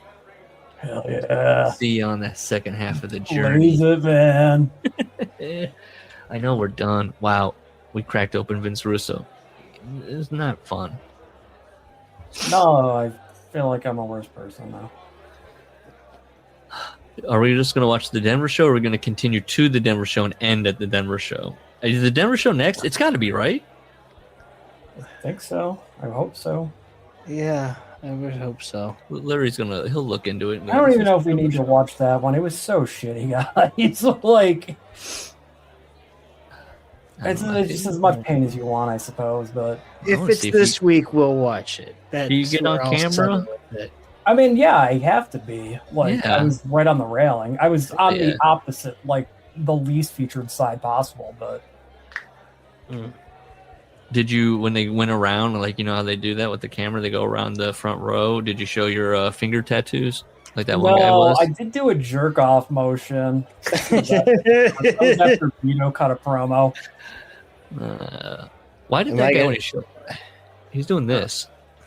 Yes. Why not this? He's doing very limp-handed display. You're not going to catch your eyes wandering when Ring Rat walks by. I make no promises. Hopefully not. We're not going to see cartoon eyes come out. You're turned into a wolf. I make no promises. I don't know.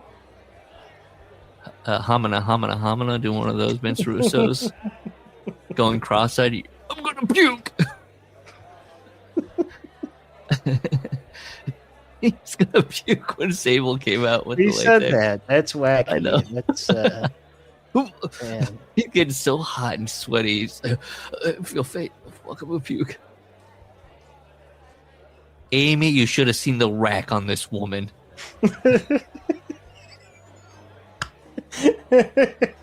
What is he doing? He didn't talk about it when he came home. No. I mean, I really do think Amy is like Howard's wife in Private Parts. When she's in the car, it's like, it's only an act. It's only... He's just being weirdly very quiet that evening. Vince, why do you keep taking showers? What's going on? What happened? He got those negatives from that photo shoot. Oh my god. Gus, what's the next book? We're doing Longbound, the story of the XFL, the history of. Shit. Not what I was expecting. Longbound, the story. We look at this guy. This is the guy that's the investigative reporter for the New York Times, right?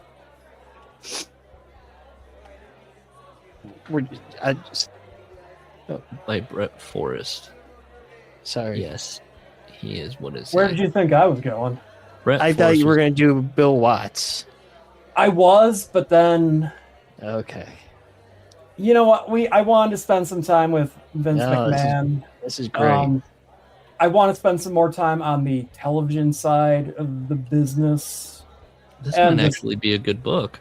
Like a well-written book. It's written by a guy that was a national security reporter for the Wall Street Journal. Investigative work on the former Soviet Union. Oh, wow. All right, we got a heavy hitter coming up. It says he was the first reporter during the Russo-Ukrainian War. Russo. But we also get Jesse, we get JR, we get like the best cast of characters with this too. Who do you think talked to him for this on the wrestling side? I'm sure you got a bunch of execs and stuff. Fucking Ebersol's kid probably talks, right? Oh yeah, for sure. Probably Dick too. See, when did this book come out? XFL bomb book. When did this come out? When was this published? I'm looking at the unabridged audiobook. Ooh, 99 cents. Hardcover 81. Well, I don't need that. Oh, it's got a little peacock standing on a football on the hardcover cover. Okay. How the XFL became TV's biggest fiasco. Did this just come out? It says February 26, 2023. Not that long ago. Wow. Yeah, last few years. Wow, nice. Forrest was the first reporter to reach the town of Buka and uncover evidence of atrocities. Okay. There you go. He also co-directed the true crime documentary Pin Kings. Don't know that one. Yeah, that's fine. Man, can you click a StreamYard link though? I was gonna ask, if you can, if we can get them. And do we just talk about foreign affairs? I mean, we're really dumb compared to. I feel like this guy's got his working boots on. We're gonna, man, this will be good. I like this. This is gonna be exciting. I know a little something about the foreign policy of the latter-day communists. I guess I could ask him, how do you uncover atrocities? I mean, you show up to the town and you're like, holy shit, it's fucked up. What's the most fucked up thing you've seen, man? Felt like a bone. All right. Bye.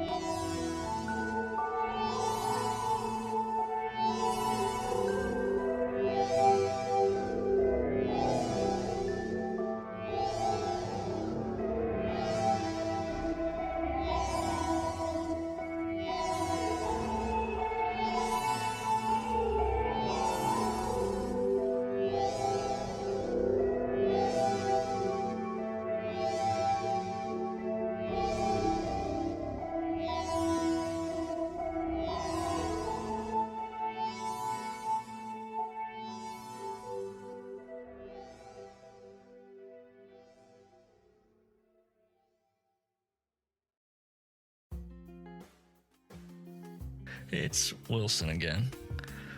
That was fun. I bet it was the best episode ever. You know what you can do to help the workers out? Rate, review, all that good stuff on whatever app you're listening to. Tell us how much you love us. If you want to contact us, it's theworkersclubshow@gmail.com. We got a YouTube, The Workers Club Podcast, a Blue Sky, theworkersclub.org, And we have a Discord where the invite link is left in various places. I'm sure you can find it. That's it. Thanks for listening. Appreciate it. Bye. Smile and love each other.